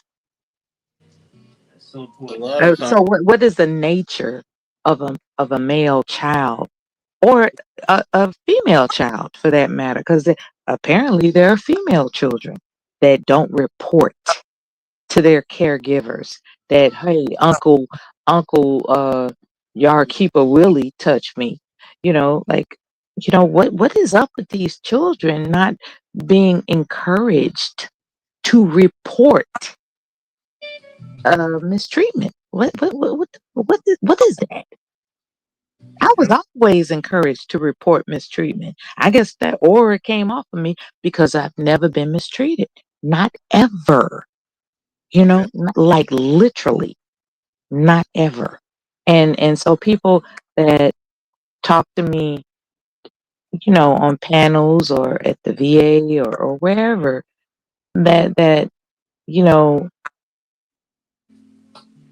that have experienced mistreatment, and then you find out they never told anybody. Well, back in my day, we didn't tell nobody. I'm like, what the fuck? That's yeah, crazy. yeah. You got a right to tell somebody when you're mistreated. And I've always given off that aura. And guess what happens? You're looked at as weak, even sometimes by some people's parents. Shit. Well, thank goodness for my father, because I think he was just waiting for me to report some mistreatment. He was just waiting on it. He was just like, I'm just waiting to catch a case. I'm just waiting to catch a case. That's the kind of aura he gave off, you know. And because I knew he's a killer, I was not going to put myself in a position for him to have to respond. You know what I'm saying? I was a good girl. I didn't cause trouble. I didn't make trouble because my father was always at the helm. Like, I wish a motherfucker would. Excuse my language. I wish somebody would touch my child. I wish somebody would. It's like he was itching and waiting to hurt somebody, and it just never became an occurrence. You know, that's why I think like a spiritual aura exists in life. Like, I think there are people that can sense that you have a legion of protection behind you. Like, it's like they're they can sense this aura of protection as you walk through life. And I'm not saying that people are untouchable. I'm saying that there are some people that may just go through life unscathed. And so it makes it difficult for me to relate to people who have been um, mistreated, you know. And I had to stop doing that. I had to stop bonding with people, especially online, as if I can relate to them, be a veteran or not, because they don't have the same life experience that I do. I know this one woman, her name rings bells. This one woman that she and I, we was just cool as jelly. We were really cool. But, there's some disturbing issues in her past. And that makes her unreasonable at times. And because I can't relate to what she went through, I didn't tolerate the unreasonableness. And so we had a cuss out fest, and we're no longer in pleasant communication. But there was a time we was cool as cucumbers with each other. We were really cool. Until I just came to the realization that she's looking to abuse people because she was once abused. And I can't relate to that. I tried to pretend like I could, you know. I could be fussy just to the extreme, to the zenith. I know how to do that. As you well know, Officer Charles, I can be very belligerent, but that's just a persona in order to accommodate the room. That's not my true nature. But thanks for listening. I appreciate it. Thank you. I've said too much. Thank you. It happens to everybody. I mean, this is the reason why Stoicism, with a good balance, works. Because sometimes we have to separate ourselves from other people's foolishness as much as we want to help. That's why I encourage black men to have their own set of ruthlessness, but be very pragmatic. If it doesn't gain, then I don't want to attain. Meaning, if I'm in this relationship, whether it's romantic, familial, your family, or brotherly, or sisterly if you're female, what do you gain from being in that situation? If you're not gaining shit, why are you there? And we have to admit, one of the hardest things, especially in the veteran community, as much as we want to save people, we can't save everybody. And there's some people who you can't save. Some people may look at me and say that's not fair, but life isn't fair. If it's draining from your life force, you must stop. You have to. Nobody's going to prioritize your life like you. I say that over and over and over again. Nobody's going to, prioritize your life like you. And the difficult part about this is that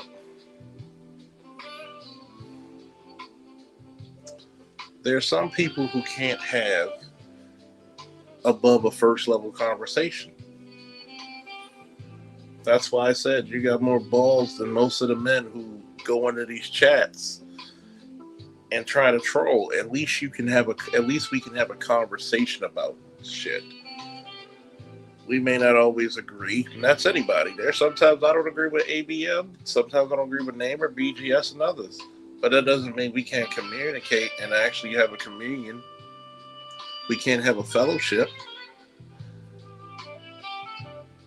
I think, and this jazz music is so good, isn't it?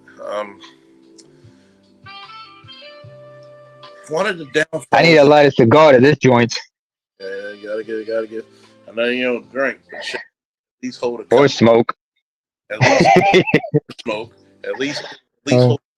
God damn it, hold it for the. I had to admit to my female coworker. I said, "You're one of probably 3 or 4 females I can have a level 3 to 5 conversation with, and you don't get mad, you don't get upset. She'll pick my brain of how to raise a son."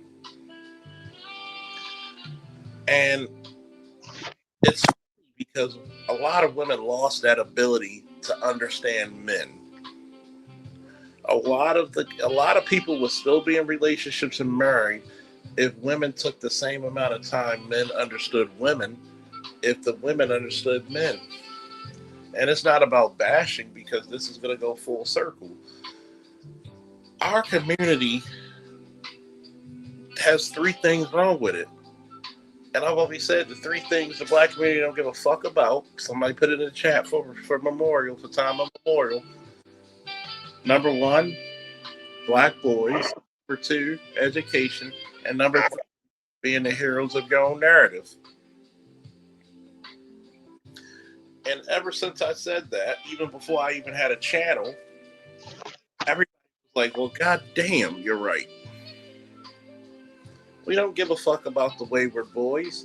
If you see successful black men, it's usually, and I'm not knocking the parents, but it's usually that boy becoming great, not because of the support, it's in despite of having no support. Yeah. He Terrence beat the Crawford, odds. anybody? He beat the odds. Yeah. A lot of times these black boys beat the odds. Yeah.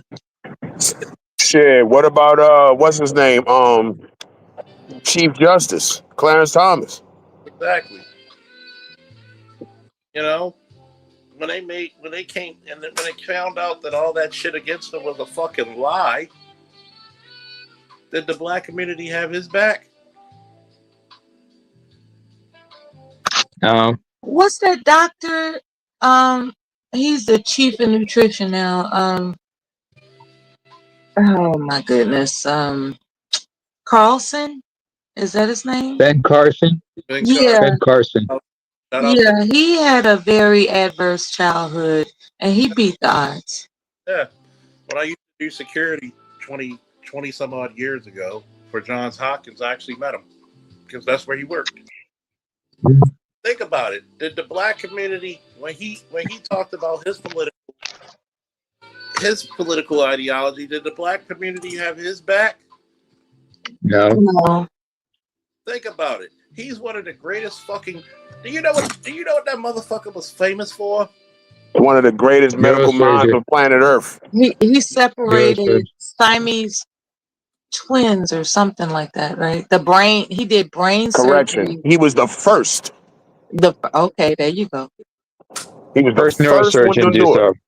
That's a project baby from East Baltimore. Yep. First one to Here's the do thing it. about him. Here's the thing about him. Wait, hold on, Charles. I remember reading about his story in Reader's Digest. He talked about when he was a kid, his mother took the TV away from him and his brother when they were kids, growing up in Baltimore. And sorry, in Detroit, excuse me. And she made both of them go to the library, grab a book, read it, and write a book report about it. Mm-hmm. This encouraged his love for reading. Years later, he didn't realize that his mother was like functionally illiterate. But he came from but he was born within wedlock. His parents divorced when he was young. His father was a preacher, from what I understand, who stayed in the South. But my thing about him was Carson. I will never forget what Carson said in that APAC meeting. What he said about, and it was a narrative he had to push. I'm sure I was like, "Yo, let me read this. Please explain that." Let me read this real quick. Ben All right. became the youngest chief of neurosurgery in the United States in 1984. When he took the job at think about this. He took the job at Johns Hopkins Children's Care at 33. 33, most niggas are still looking for themselves. He was the youngest fucking chief of pediatric neurosurgery at 33. He first gained fame for leading a team of surgeons in the first separation of conjoined twins, joint at the back of the head. He performed the first successful neurosurgical procedure on a fetus inside the womb, developed new methods on how to treat brainstem tumors, revitalized hemosectomy techniques for controlling seizures. He's written over 100 neurosurgical publications. He retired in 2013, where he was the professor of neurosurgery, oncology, plastic surgery, pediatrics at Johns Hopkins School of Medicine.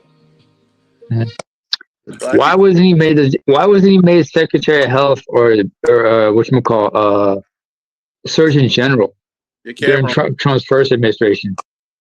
Hey Melly, your camera's on.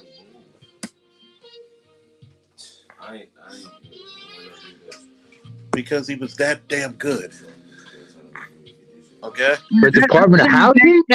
I put in the back chat interview for you all to enjoy.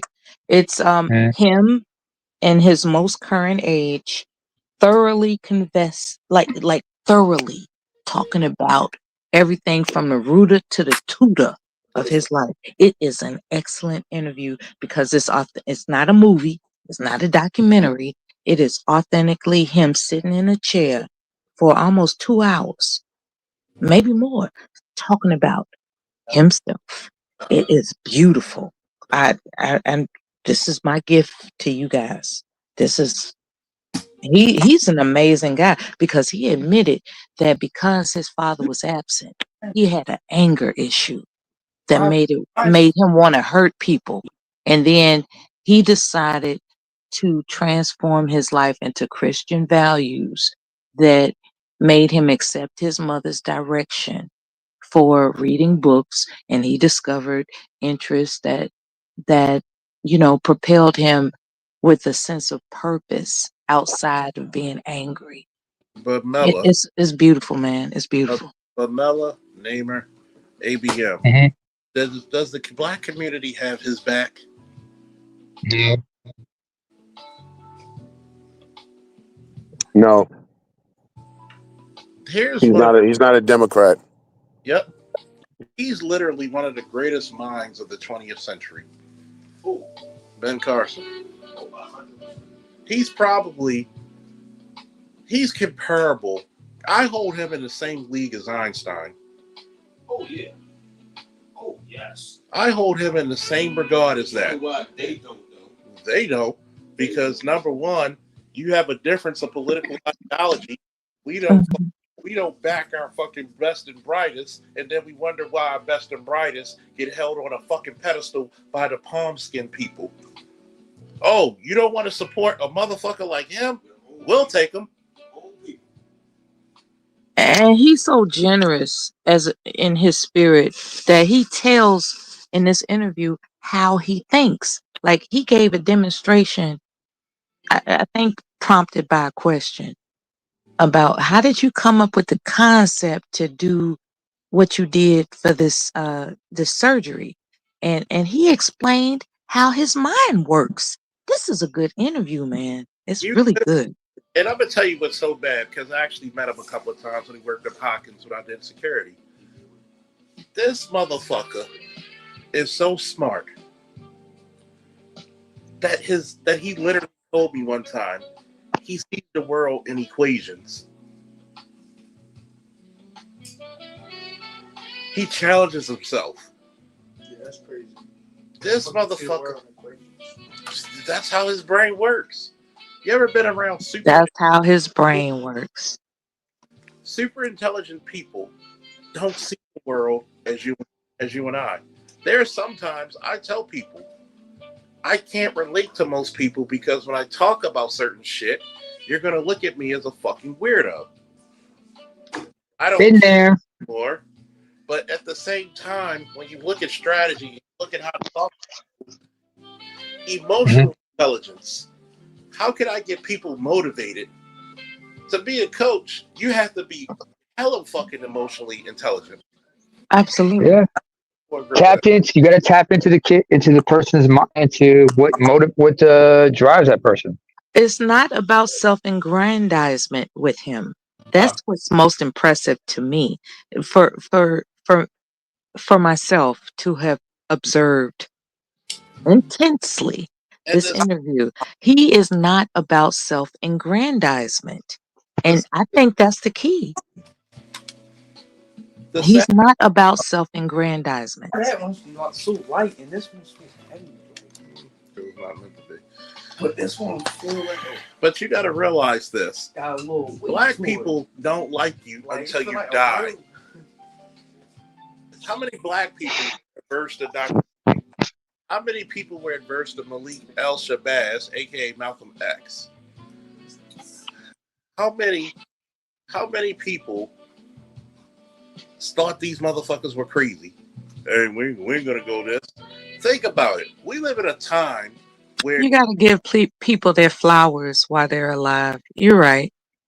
We live in a time where a former first lady openly says she did not believe her husband would ever be president. Yeah. You're supposed to be the battery in your fucking husband's back. Even though it might be some shit.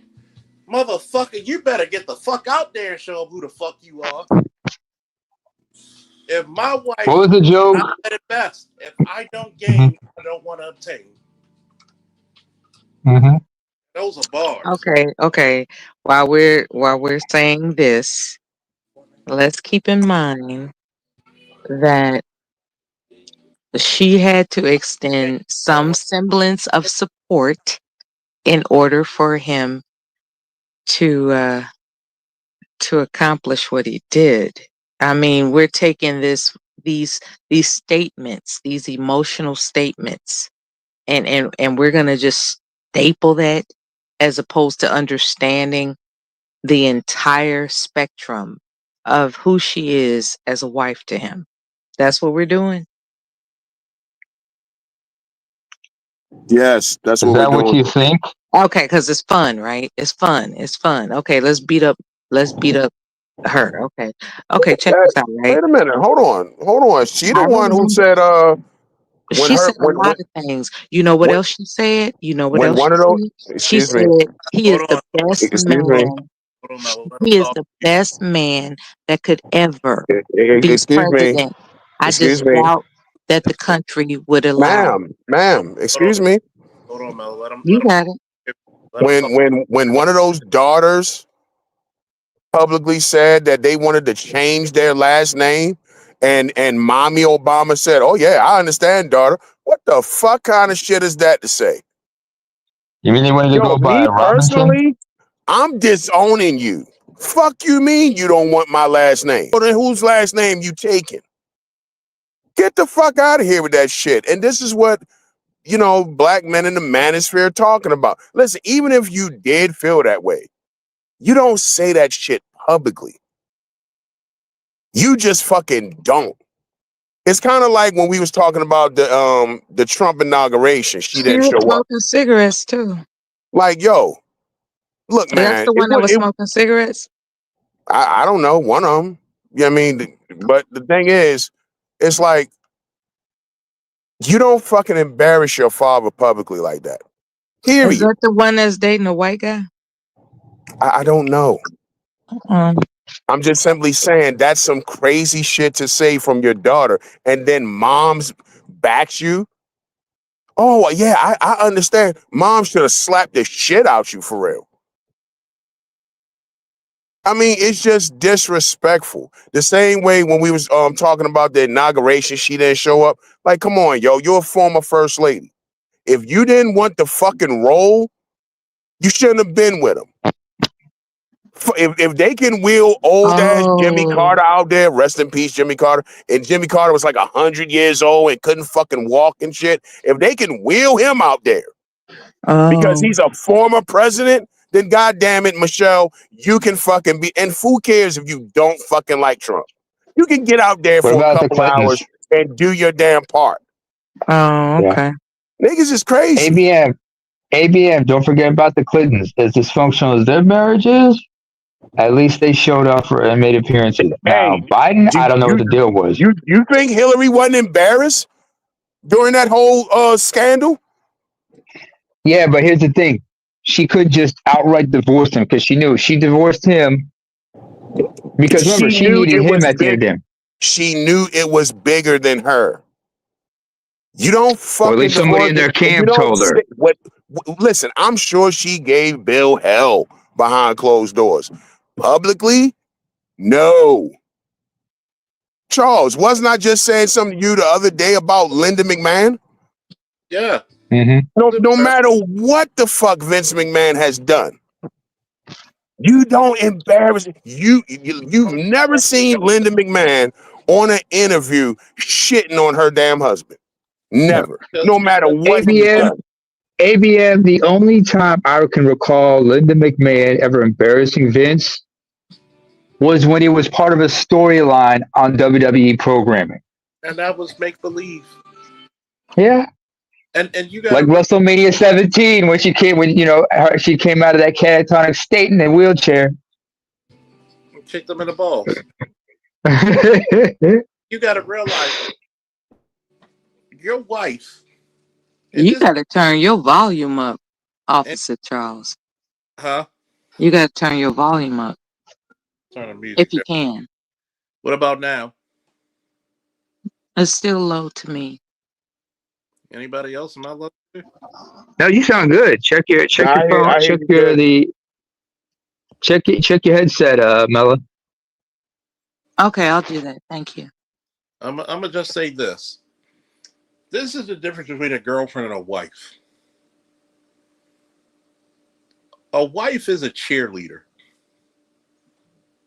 A wife is the battery in the back. A wife is the energy inside the fucking Voltron Megazord. Like I said, and I'll say it again, a man gives a woman purpose, a woman gives a man inspiration. I don't want to fight a war if my wife does not have my best interests. But at the same time, nigga, you better give that woman purpose. Even if I say, I need you to pick up my dry cleaning by this time, you just gave her a purpose. I need you to talk for my business. I just gave her a purpose. My wife treats me so good. What does Frankie Beverly always say? I'm in love with your darling because you're what? So good to me. He literally has a song that says, while I'm alone. You don't make a motherfucker say, yo, I want to see the best in you because you make me a better man. You're supposed to be like, baby, go get that shit. Go show them who the fuck you are. What was one of the things in the first Black Panther movie? I forget what the queen name is, but Angela Bassett's character. Mm-hmm. What did she yell? Queen Mother. What did she yell to T'Chaka? No, excuse me, T'Challa. Show them who you are. If your woman can't say that to you, she does not have your best interests. She even bragged about, well, come on, you got this silly dream of being president. And she was like, holy shit, you actually got the nomination? I believed in me when nobody else. This is the reason why I talk about prioritizing yourself first. One thing you learn in basic training, when you have your medic pack, do you give your medic pack and use it on somebody else? The answer is no. Nope. Theirs. Because if number one ain't right, you can't help 2, 3, 4, and 5. And what happens is that when you start prioritizing everybody else's feelings, your dreams, your vaunted accomplishments take a hit. What other first lady in the history of the United States has the audacity to have a fucking podcast talking about how much she was upset with her husband? You literally married a nigga who became God on earth. There are white men who will never eat. There are white men who look up to this motherfucker. You married a black man who white men worship him like a god. And that's not good enough for you?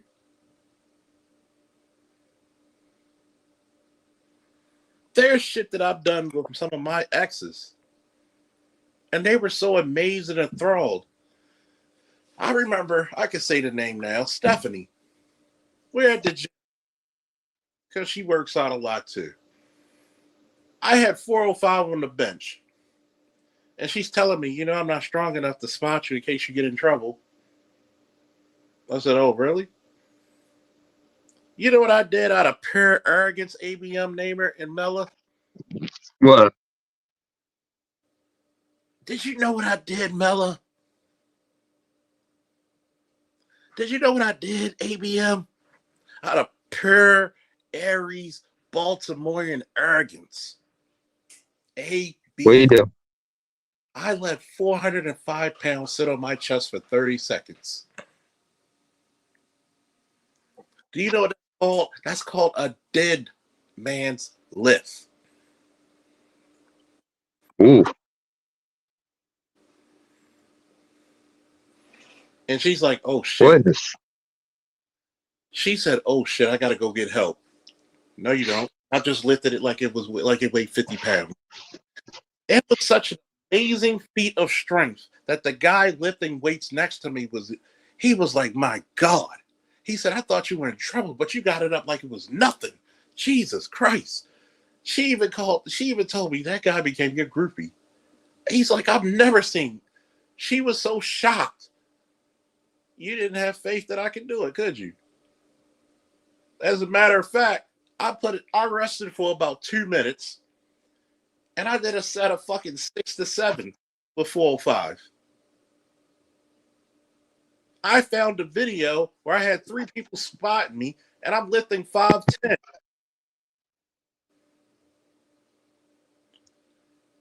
You don't have faith in me. You were supposed to be the motherfucker. Get that shit up. I'm going to suck your dick. I'm going to fuck you in front of these people. I'm going to proclaim your name at the top of Mount Zion that I am with God on earth. All men bow down to your greater.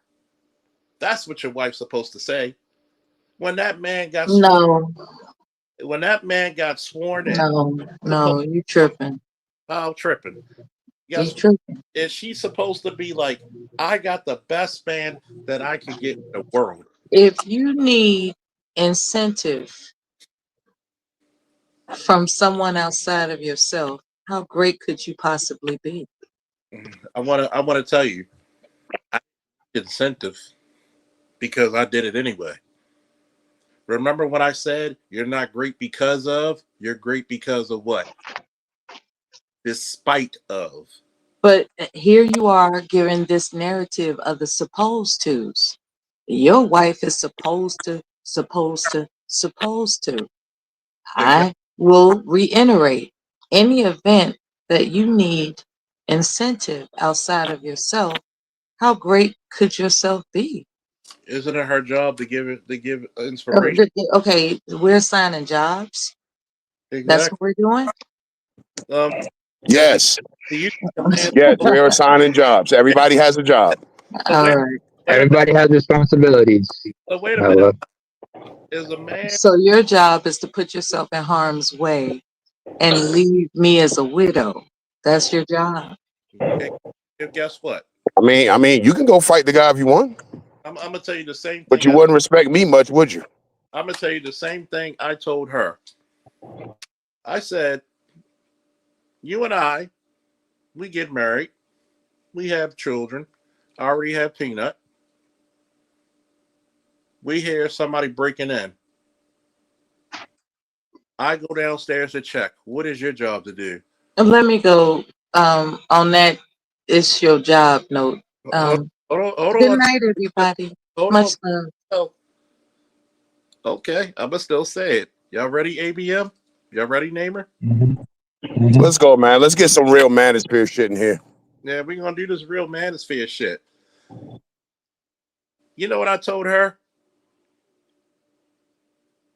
Why would you come downstairs with me when it's your job to protect my legacy? And what is my legacy, ABM and Namer? the children. The children.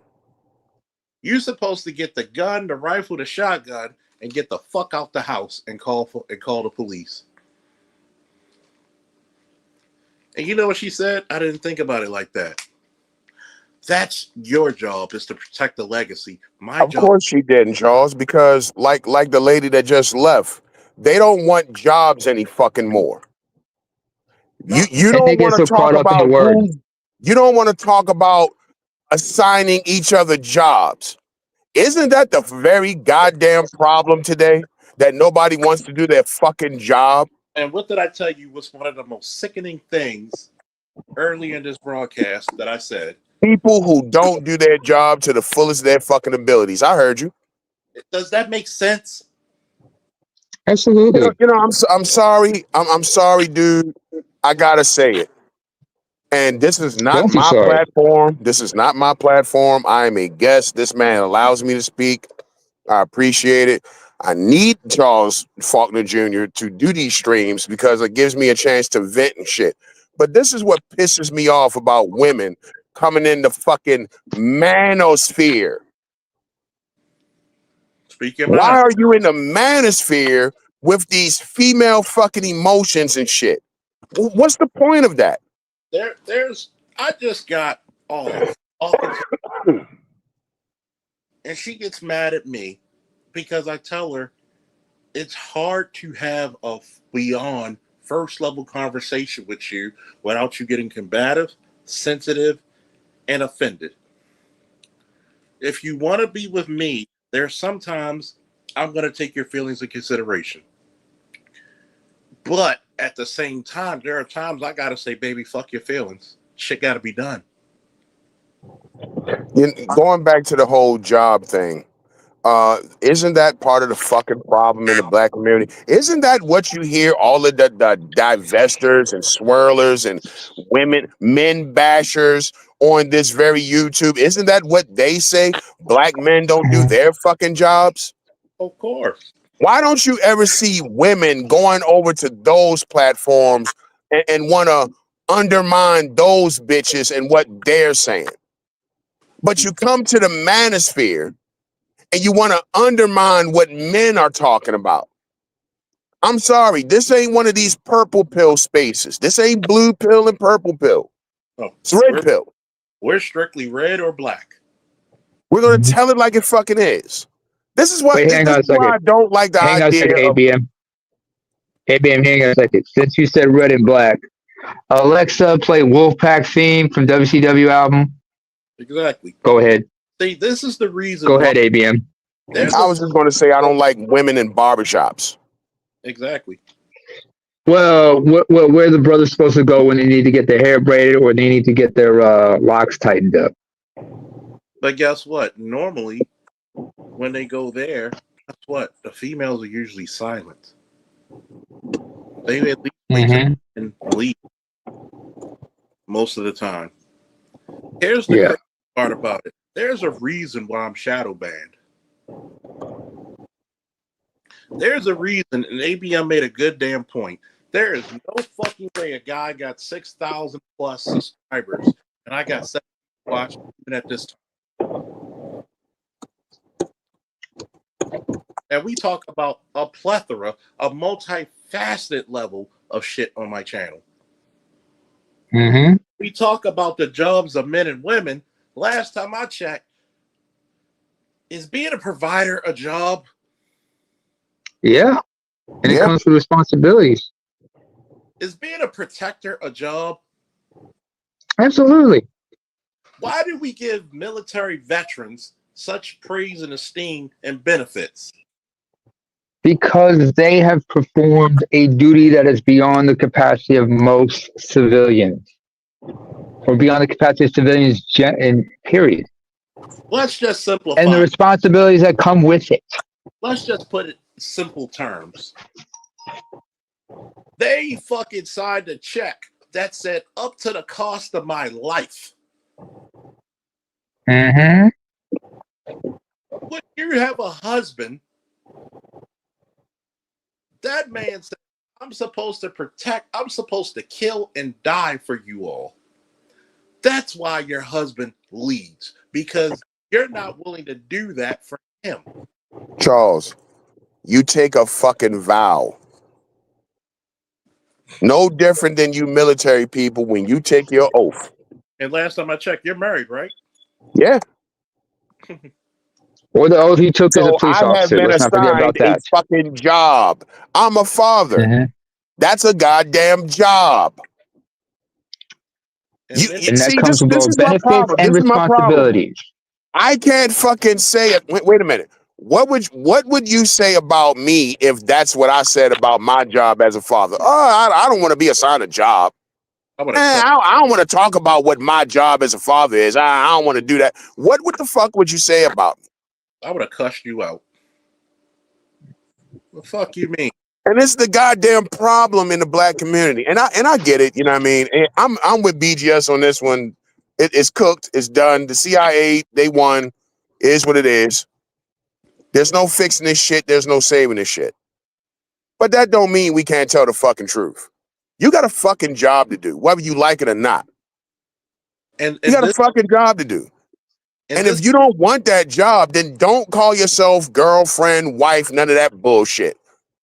Because what good are you to me? Exactly. You're just a sexual conquest. What are you? You're just a fuck buddy. We just banging at that point. If you don't have a job and a duty, then what the fuck are you? And this is the We're point. just banging. This is the point of it. And this is the shit that really gets people a kick in the ass. When you have babies by lesser men, and what's one of my sayings? I will never pay for anything a lesser man got for free. Does that make sense? Mm-hmm. Makes absolute sense. If you can't see the greatness I bestow, if you can't see what completion I add to you, what the fuck are you doing here? Mm, If it don't make dollars, it don't make sense. and this is the part where I got nothing but love for you, Mella, but that's when you bullshitting because you're a formerly married woman yourself. If that man came and took out the trash, yes, we know you're capable of doing it. There's assigned jobs. My father's remarried. He takes the trash out. He fixes the cars. It's so sad that we live in a day and age that y'all don't even want capable men anymore. Shout out to Because they can't control them. shout out They to want capable men. They just don't want to do that. They don't want to hold up their end of the bargain, and that's pretty much the long and short of it of black women in the 21st century. They don't want to do their fucking jobs. yep. But you want to make sure we hold tight because you know goddamn well Oh, don't say that about Michelle Obama. Why not? It's fucking true. It's what she said. you hold her to And what it's disrespectful. And I was fucking offended. And I don't even like Obama. yeah. You don't hear none of the Bush chicks talking shit about W. No. You Despite don't the hear fact that Chelsea one of Clinton them, talking shit about Bill. no. You never None of heard the Amy Trump Carter talk kids, shit about Jimmy Carter. none of the Trump kids talk shit about Trump. If anything, he's a hero to his son. And like I said, even if you do feel that way, you don't say it publicly. Here's my question, right? People talk about Trump, but didn't he marry all his baby mamas? He married them before he had the kids. Oops. All his kids were born within wedlock. Oops. Do There you were ever no oops babies. did you ever see the way his son looks at him? Which one? The oldest one. Donald Jr. Yeah. He's a chip off the old block. He's like just like his old man. Him and his younger brother Eric. Hell, look at the way the girl looks at him. They love Which their one? old man. They love him. But because love for your father is such adverse in our community, we don't understand it. It's phobic to us.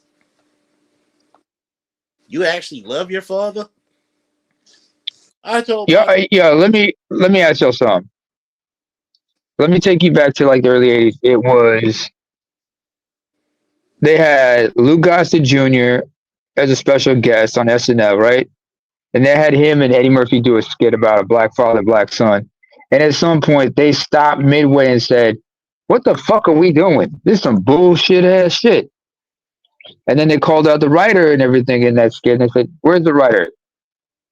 And they asked him, "Did you have a good relationship with your father?"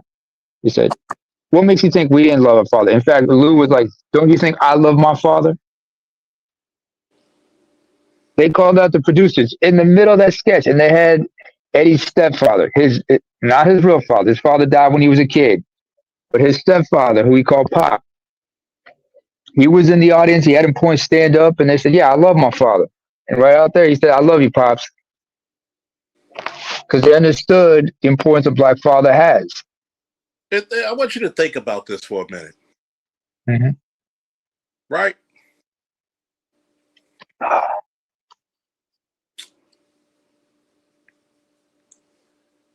if you had black fathers in a community that keeps their Hmm. gets incentivized to keep the father away, still manage to still be the greatest fathers America's ever produced. What does that tell you? Number one, we're great not because of, despite of. In spite of, yeah.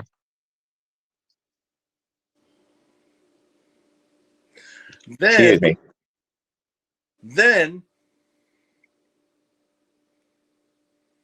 you look at this and you say, wait a minute.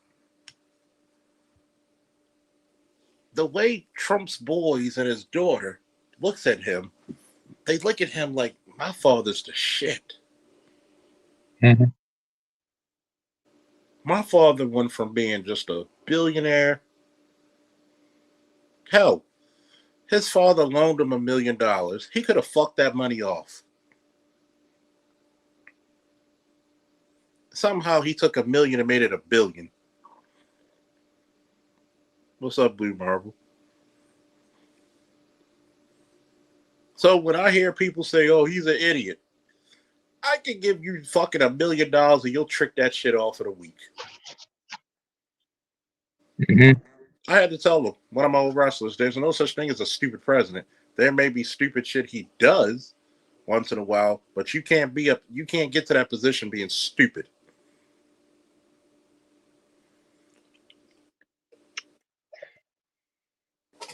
Unless there's people behind the scenes, but who knows what's going on? But guess what? Hmm. No matter how many people you got behind the scenes, it takes you to sell the tickets.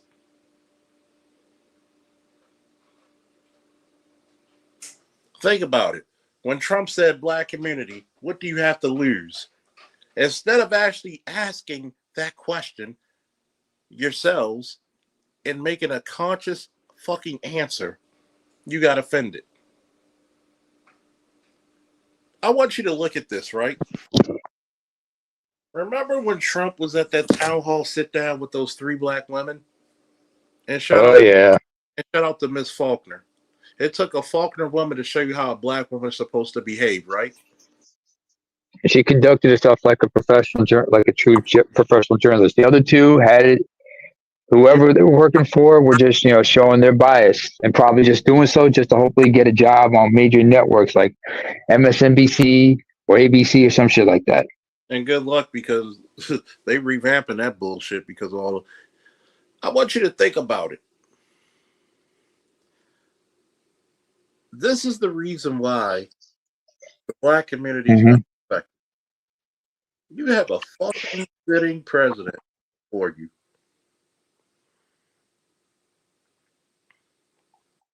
Hmm. Sitting president.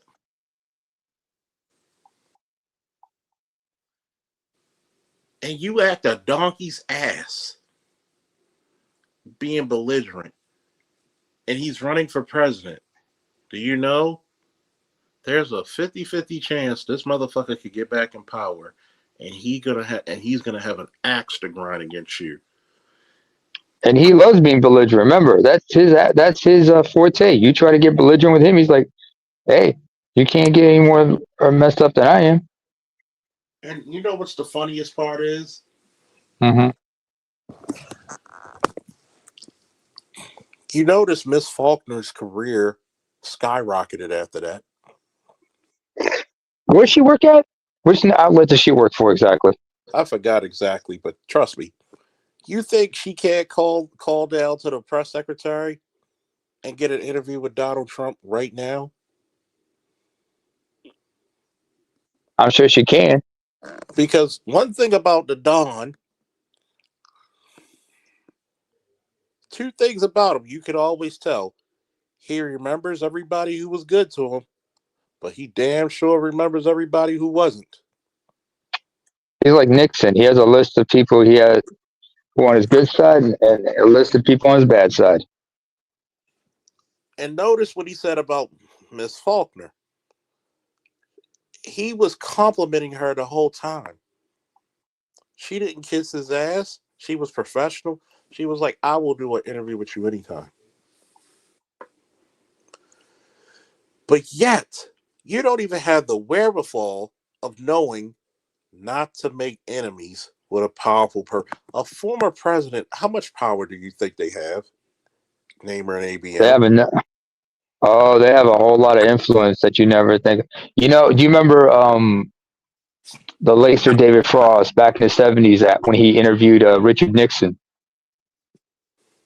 Although he's from across the pond, but when he interviewed him, he did it with journalistic integrity and whatnot.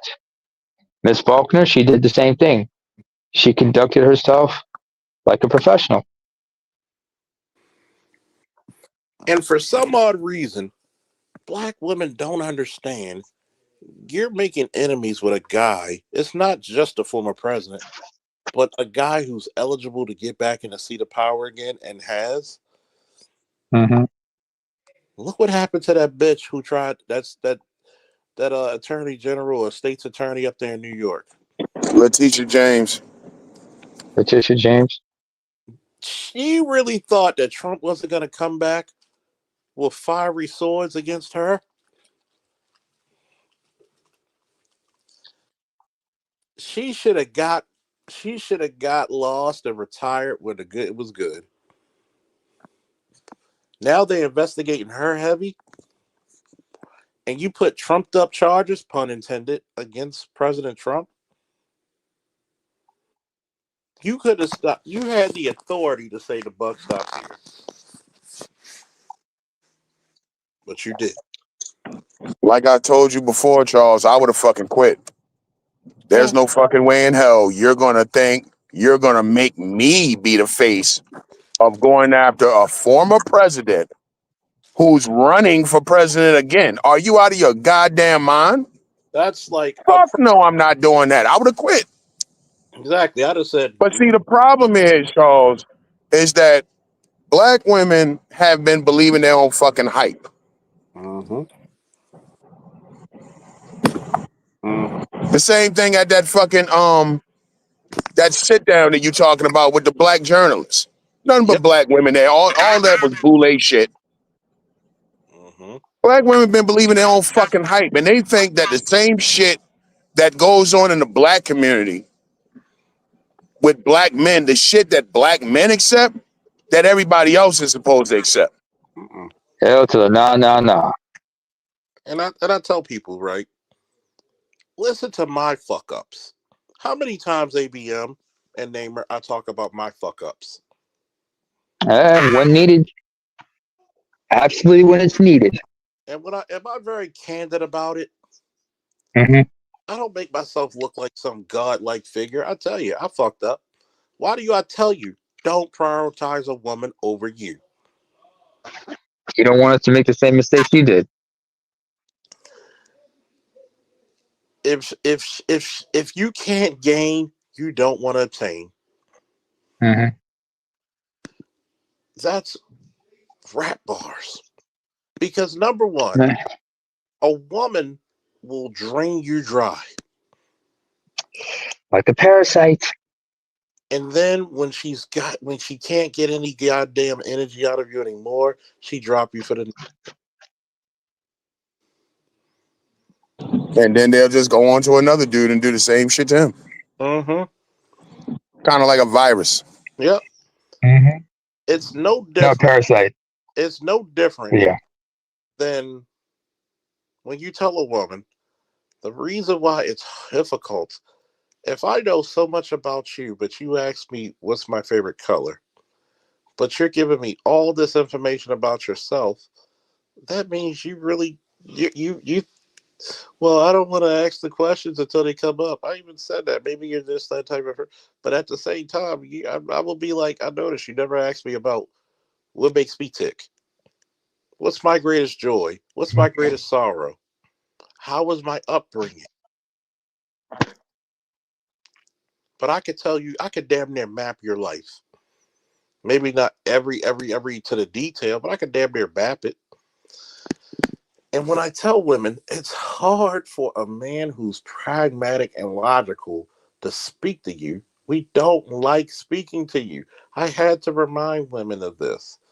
Most men don't like really speaking to you No, my husband, my such and such.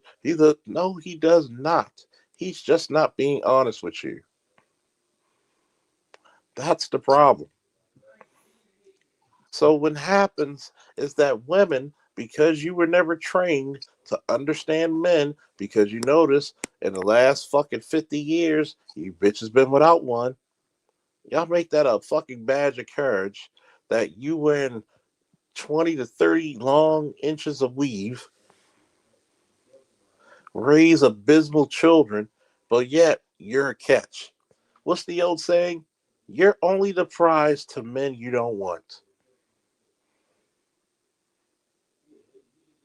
You're not the prize to a man who can outbitch you, who can get a better bitch than you. But when I say it, I'm wrong. That man has the ability to get who equal to him and greater.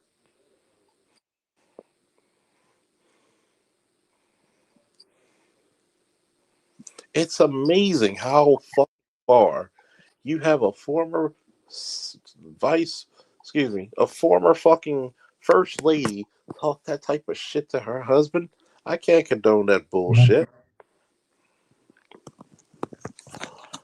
When he was on your podcast, you had a little act right because you're being a mother, you're on maternity leave, and you're just looking at him, but yet he's the motherfucker who can put the babies to sleep.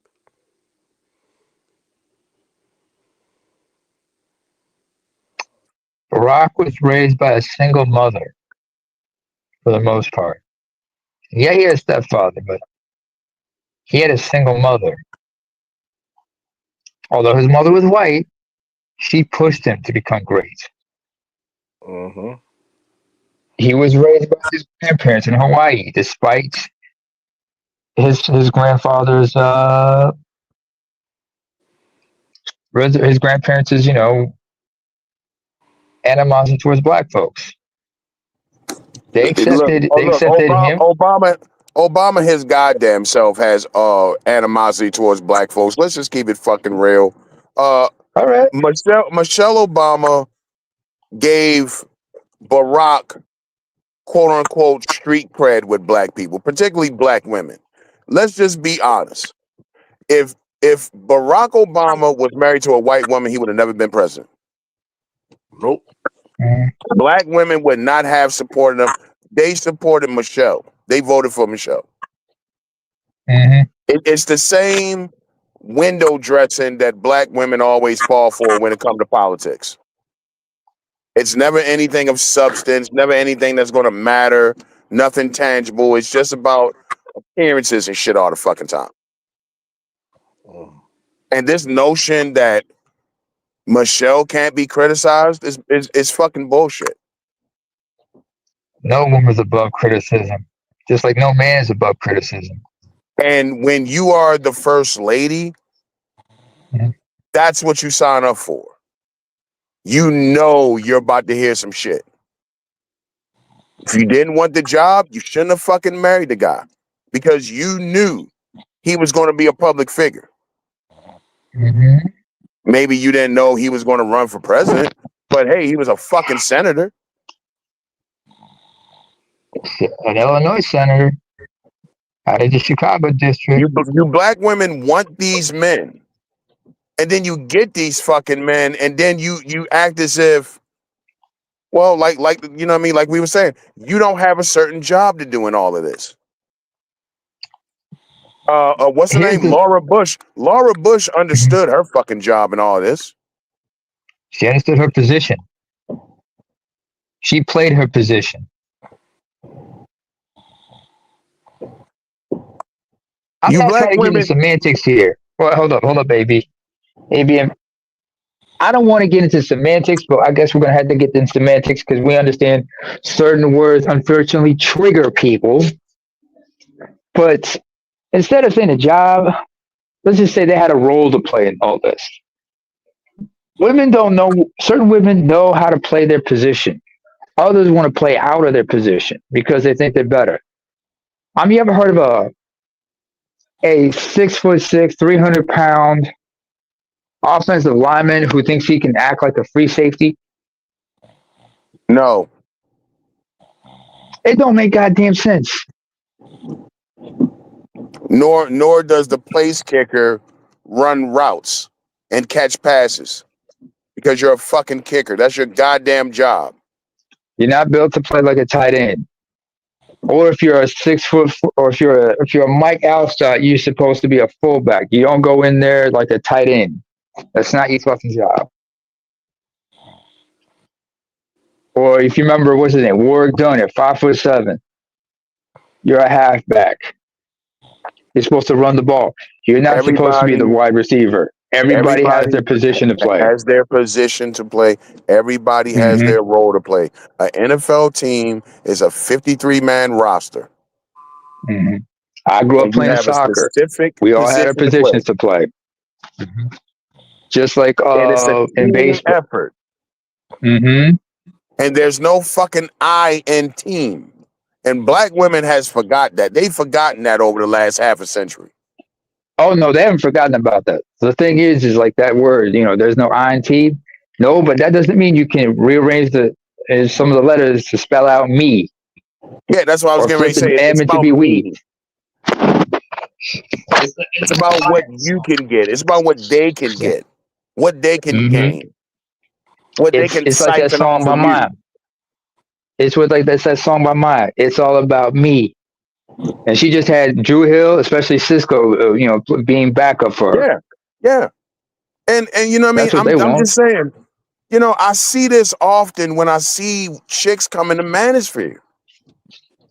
You never see them go to the women's channels and do this shit. Even people like what's Shorty name? Shaz something. Oh, Shay Sade. Yeah, Shay Sade. You don't see even her detractors. You don't see them go over there and want to argue and debate with them. Mm-mm. But for some reason, women love to come to the Manosphere and then try to steer the conversation. What do you think women get out of coming? What do you think women get when they come here? I don't they can't know. get from male attention. Do you understand how vital male attention is to a woman's existence? Go to the blue pill. They can't because the blue pill, what they believe is conquered. Go to them. Go to the dudes that's going to kiss your ass. Go to them. What's the point of coming to the red pill spaces? They do, but the thing is, what's the difference between us and blue pill? Blue pill are conquered. Blue pill is easy, but sometimes it's like sometimes you get tired. It's like riding a horse. Sometimes you get tired of riding the tame ones. Sometimes you want to see if you can Bronco challenge. They want to saddle break a wild Mustang. They want to see if they're going to break one of those Mustangs. I'm like, nah.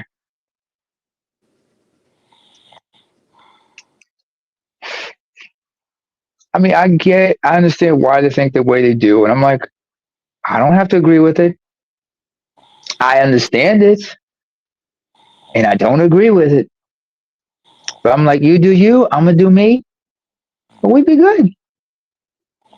But the problem is just they want it's like if you got everything in the world, you always want what you can't have at the end of the day. That's that one thing we always forget about. People in this world who have everything, what's the one thing they want? The one thing they can't have. And they're going to keep pushing to find that thing they can't have. You know what I'm saying? ABM?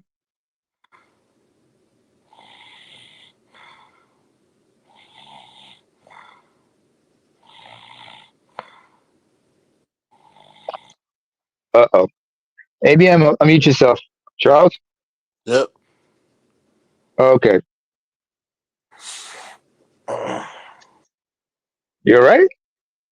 No, I'm just exhaling. All right, all right, all right.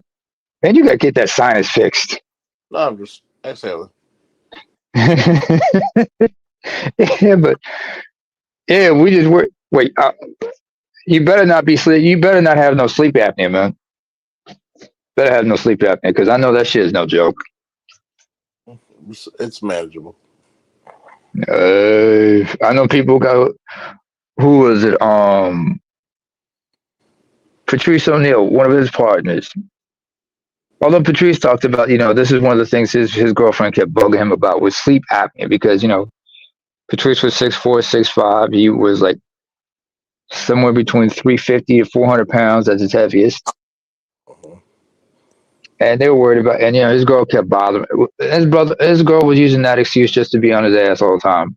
About, you overweight, sleep apnea. He didn't have that, but he was a diabetic and had high blood pressure, so he was a ticking time bomb.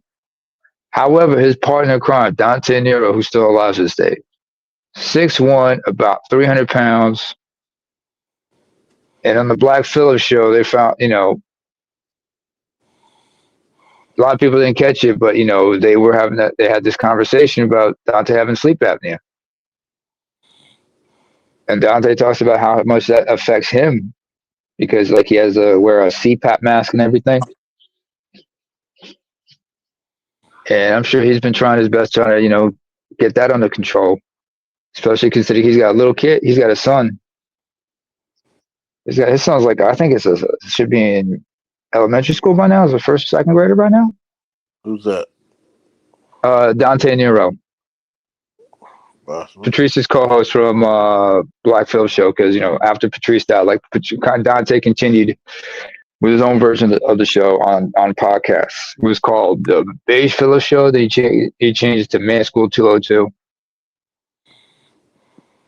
Although the man's a bit of a critic about the Negro manosphere, but I don't fault him for it. His views are his views. Respect to the brother for that. But I used to listen to it. I don't listen as much as I used to, but I go back to the Black Phillip because I understand what's being discussed. And some of the shit that I learned from him is also from y'all, especially from BGS as well as from the MGTOW channels, helped me make sense of everything. So I appreciate that. Thank you, Charles, for always, let me up and we have these conversations. Of course. It keeps men's sanity all intact. Mm-hmm. Mm-hmm. And just like we were saying here, just like I said it just now, just like with ABM, about women not wanting to play their position. I mean, when the Ravens won their last Super Bowl, did it make sense for Ed Reed to be a cornerback instead of the safety he is?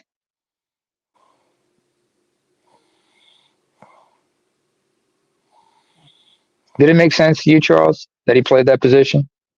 Who's that? Ed Reed. Do you think he was better? Do you think he because he could play a safety? Do you think it made sense for him to play a CB? Well, he's considered the greatest safety of all time, and even Great safety, but even as a CB, it wouldn't make sense unless you really needed him. Mm-hmm. Because he could scan the field. Mm-hmm. And he was known for covering skills as well. Mm-hmm. He can cover anybody. What about Ray Lewis being an outside linebacker, especially the strong side or weak side? At first, he was going to be a weak side linebacker, and he's like, "No, we came here to play middle linebacker." Mm-hmm. Because as the middle linebacker, what's your job? Basically, to stop the run and to crack anybody catching short passes. You're also but not just that. Because remember, on the offensive side, it was the quarterback who calls the offensive play. Defensive side, who's usually the defensive coordinator, communicating with? The middle linebacker, because the middle linebacker, being the center of all this, controls and commands the defense. Because he's in that position, he can read the line. He can read the setup. He'll be the one usually calling the audible when needed. The middle linebacker is basically the defensive equivalent to the quarterback. Uh-huh. Just like when they went up against the Titans. Yeah, his focus was always on Eddie George, but he also understood he got to keep an eye on Steve McNair, or whoever the quarterback for the Titans was at that time.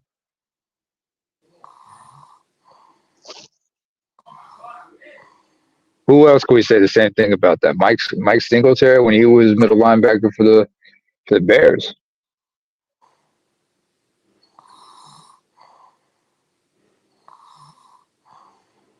You know, Think about that. you gotta have, huh? I should think about that. You gotta have a protector in order for the society to throw her. Mm-hmm. We're strong and independent, but we don't want none of the responsibility. What is that? I mean, that just tells you everything right there. They want all the benefits, but none of the responsibility.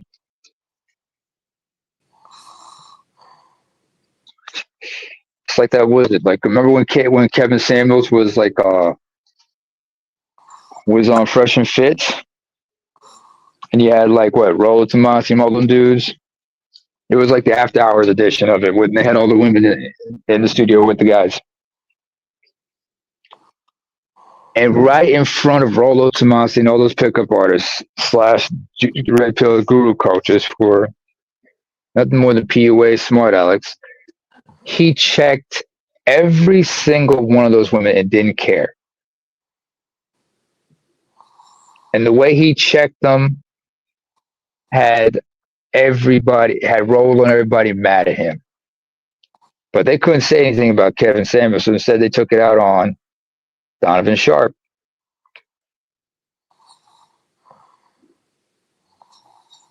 Which goes to show that those dudes are full of shit. They're not really Red Pill.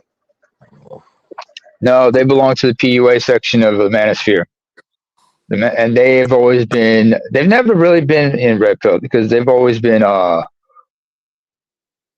there's been this battle between them and the men's rights activists for a time. And then they went at it with MGTOW because what the MGTOWs were saying exposed the PUAs. And a lot of those PUAs had to rebrand themselves as dating coaches and relationship coaches because of the Me Too movement. And then they started saying red pill. We red pill. When all they were doing was just doing what the feminists do, and that was co-opt the message. Because there were a lot of young, impressionable men who were witnessing and watching what Me Too was all about. And they figured, let's get to them. And then they started co-opting things like Stoicism and, the philosophy of Stoicism, the gym bro mentality and everything, gym culture and everything. They were co-opting all that shit, and they're trying to, rebrand themselves and reinvent themselves and say, make the best version of yourself. For who? Huh. For who? Thank you, and I'm going to say it again about Fresh and Fit. Myron Gaines is a homosexual on the low. People don't like to admit it. People don't want to admit that those pictures was real, and it just is what it is, dude. You're laying in the bed with a guy on top of you, bro. You got pictures of yourself at a concert, and you got your mouth on the back of a man's neck, Myron. Why your mouth on a man's neck, Myron? And this is the shit I'm talking about with these fake ass niggas with these platforms, and motherfuckers become so enamored with these dudes that people don't want to admit the fucking truth. Myron is a closet homosexual, and then the other dude, you notice he never says anything worth a damn. Like anytime they go viral, it's always because something Myron say. Because The he's a other sidekick. dude, Fresh, he's a trick. You never Because had he's a a bitch till you sidekick. had money. Yeah, you never had a bitch till you had money. You got with that Asian Mhm. broad. She's showing your receipts of you buying her all this jewelry and shit. And then you get her knocked up, and now she's recording you, begging her to have an abortion and shit. Bro, there's No, nothing alpha about you. yeah, but remember one thing. One, he's short. Secondly, he's not that very charismatic. Exactly. And on her part, she did get she did get an abortion, but she did that on her own accord for her own reasons. And I remember when she interviewed ABBA. No, when ABBA interviewed her, and I How much you gotta want to and bet? How much you want to bet he paid her? who ABBA? No, what homeboy? He paid her for that abortion. I guarantee you that. Or Walter? Yeah. I would not be surprised if he paid the abortion. But Myron, being what he is, because remember, fam, that's up my alley. Because Myron, where he's from is next door to where I'm from. I'm like, fool, when you talking shit, I know that bullshit. The way you be acting like shit, I remember, dude, I've been around Sudanese cats, man. I got Sudanese relatives. I know how y'all get down. I know how some of y'all get down. I know some of y'all try to get slick and whatnot. You ain't slick.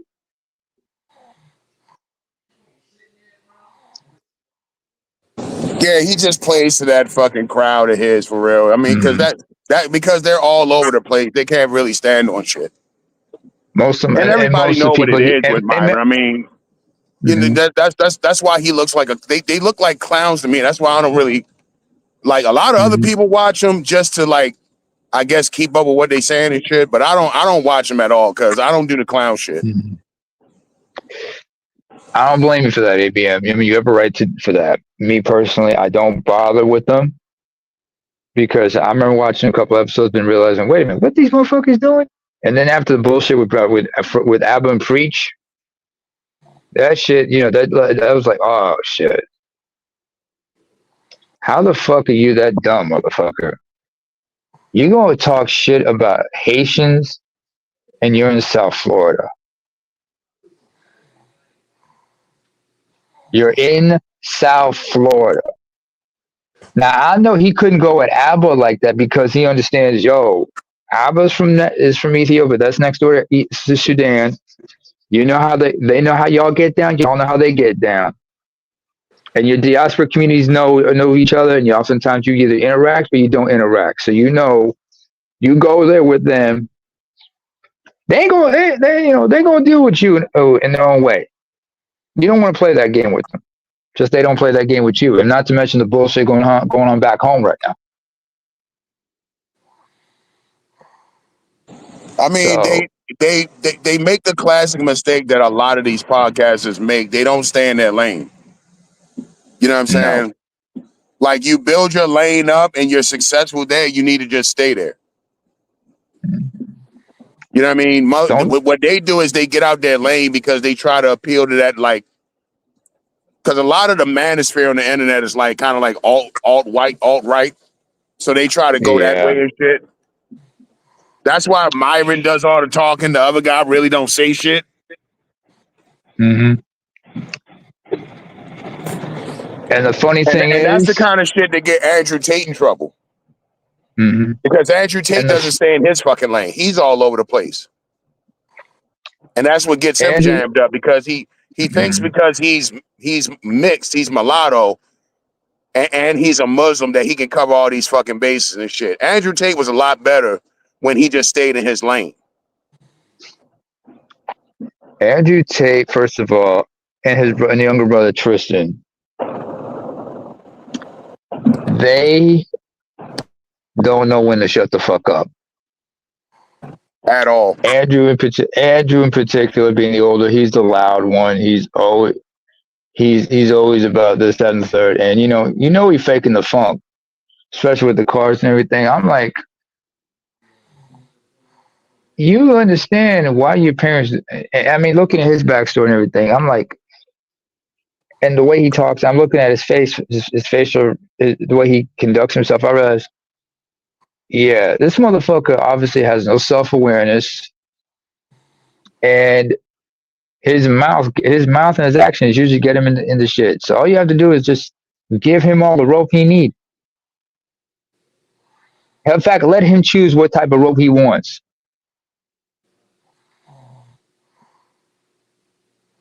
And he can't stay off social media. He just likes to say shit, just says this, that, and the third. And you still get him, let him talk. And like, yeah, you're just gonna expose yourself. Just expose yourself. You just have to sit back and just let him, let him play himself. Myron, he does the same thing. He plays himself. And Walter, aka a Fresh, he can't really say much because Myron's a star. He's a sidekick. But Myron is relatively lighter in complexion compared to Walter. Oh, by the way, ABM, in Sudan, especially considering their the love hate relationship they've had with South Sudan over the centuries and whatnot. Trust and believe, colorism runs deep, and I would not be surprised if Myron has some kind of had that kind of attitude towards Walter. I know that's his boy and all, but the colorism shit is still deep. Absolutely. I know. I wouldn't be surprised if Walter is just counting his fucking days at this point. He's just, you know what? I'm just here for the check. Mm-hmm. Just like the rest of the staff on that show. Once that shit gets shut down, it's going to be because of Myron. It's not going to be because of Walter. Mm-hmm. That's why he doesn't say much. He's just there just to get a fucking check. You think he's also planning his exit strategy when shit goes south? I think he's just fucking smart, and he's just banking his money because he knows that Myron is one fucking word away.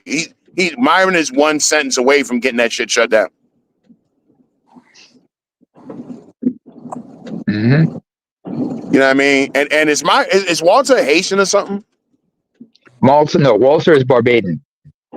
Oh, okay, see, and that's another thing, man. That Caribbean shit. A lot of them motherfuckers from the Caribbean like to be low key. They don't like to say too much. That's one thing I noticed. He's reserved like that. Jamaicans are loud as fuck though. Yeah, Jamaicans are way more outspoken. Way more fucking outspoken. Trinidadians are more reserved, but they can be charming when they want to be. Guyanese, shit. I got my younger brother up here in Norway with me. He's like he's over in Oslo. One of his homegirls, you're not gonna believe the mix she is. Her father's Eritrean, mother's Guyanese. Fine as fuck too. And I'm like, how the fuck did that happen? But she's like, she's very, but she exhibits, the positive traits of both nationalities, and she waves those flags proudly. But yeah, you are in South Florida, dude. As far as Walter goes, as a Caribbean, being Barbadian in particular, you come from one of the lesser known islands, so you make it a point to be reserved for the most part. There's more of his kinfolk, like maybe up in around Brooklyn or over in Canada, especially in and around Ontario, especially in Toronto. And by him being Barbadian, he knows what it is with the colorism shit. Mm-hmm. He knows exactly what the fuck it is, and that's another reason why he don't. That's another reason why he don't get out of line with Myron. Mm-hmm. Because he probably feels some type of way about being dark anyway. You know what I'm saying? And short. Right. He's like 5'5", 5'7". And ugly. Like let's just call a spade a spade. He's not a looker. You know what I'm saying? That's what I'm saying. Like, I don't see how motherfuckers tune into them and then want to see them, because Myron is a clown. Leave the gay shit out of it. He's a clown. And Walter, like, Doug, both of you, neither one of y'all had a bitch till you got money. Why am I listening Boom. to you talk about what I need to do to get pussy? So your fan base, the people that watch you and listen to you, they're I don't want to say incels, they just cornballs. It's They're mostly the white same guys. cornballs like Young you. white The dudes only who the they difference is here you too. got Yeah. money. Because there's no way in hell I'm going to have a conversation with Walter about getting hoes. Nah. Like, bro, If stop. I would, I'm better than you on my worst day. only conversation I probably would have. You only get in the room with Yeah. beautiful women because you paying. You're a trick. Yeah. Only conversation I would probably have with Walter would be about things that he and I might have something in common with.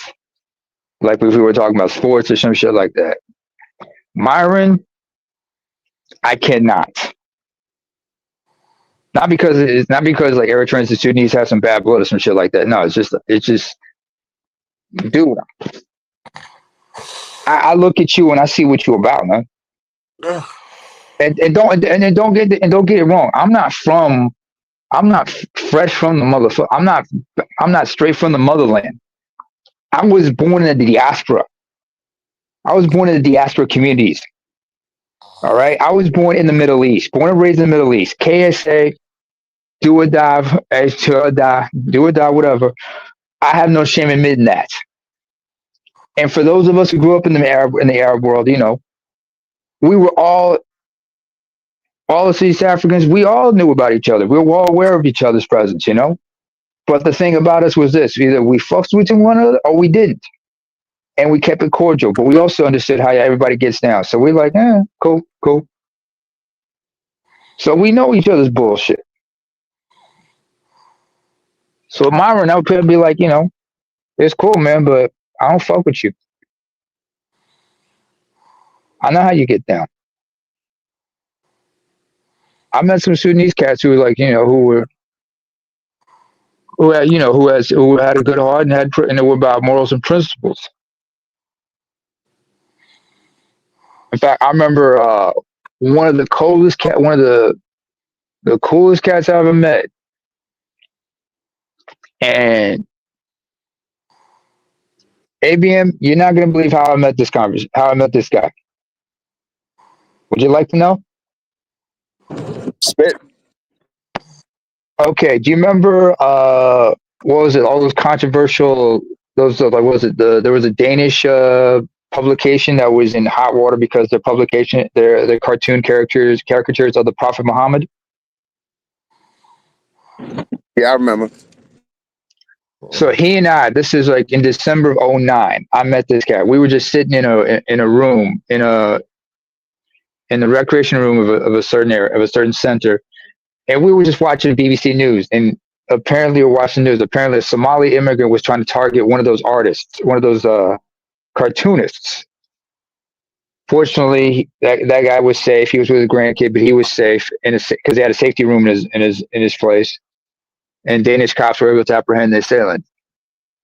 This brother was Sudanese, and he was a devout Muslim, but he had this anger in his eyes and his face when he talked about the Somali cat. And he said, "These people do not know their faith." I just looked at him and I said, "Are you a devout Muslim?" I said, "Yes, I am a devout Muslim." Whatnot. I said, "Where are you from?" He said, "I'm from Sudan." When he told me what his name was, I knew what the meaning of that name was. He looked at me sideways. He looked at me inquisitive. So he said, "Where are you from?" "I'm from next door. I'm from Eritrea." And we ended up having a constructive conversation about Islam and everything, despite the fact I'm a Christian. But this brother was stood on business because I can understand. Yeah, if he's about this about his faith, he's about this about all aspects of his life. And he was a stand-up cat. Had nothing but respect for him about that. Just the fact that I knew what the meaning of his name was. Oh boy. He had one of those. He had one of those names, but that name was a strong name. But I ain't gonna fuck with this guy. We're all giving our names for a reason. I don't fuck with Muslims. Period. I don't play around with Muslims. Like I don't have a dislike for Muslims, but playing around with them, nah, I don't play around with Muslims, yo. No. There's certain things you don't play well with them.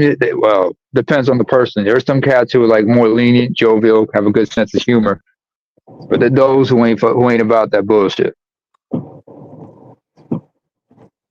I mean, the Muslims where I'm from, they're more down to earth.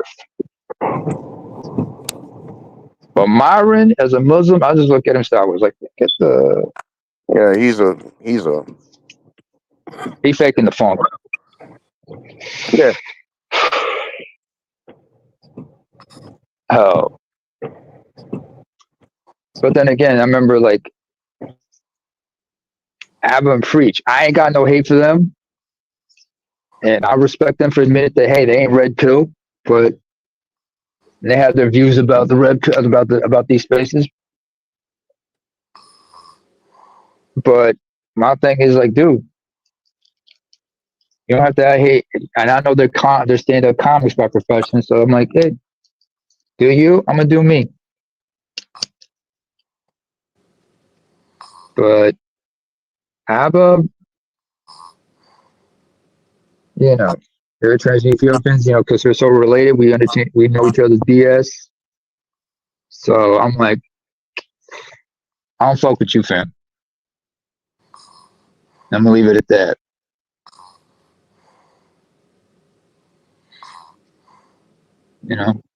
Charles sleep. Charles, you want to wrap it up? I am. Yep. Good to go. Let's wrap this thing up. Especially right now, it's 3:16. So can somebody break out the Steve Weisers, shatter the glass, and somebody say hell yeah? Oh yeah. We need a Stone Cold Stunner. All that time, folks. We out.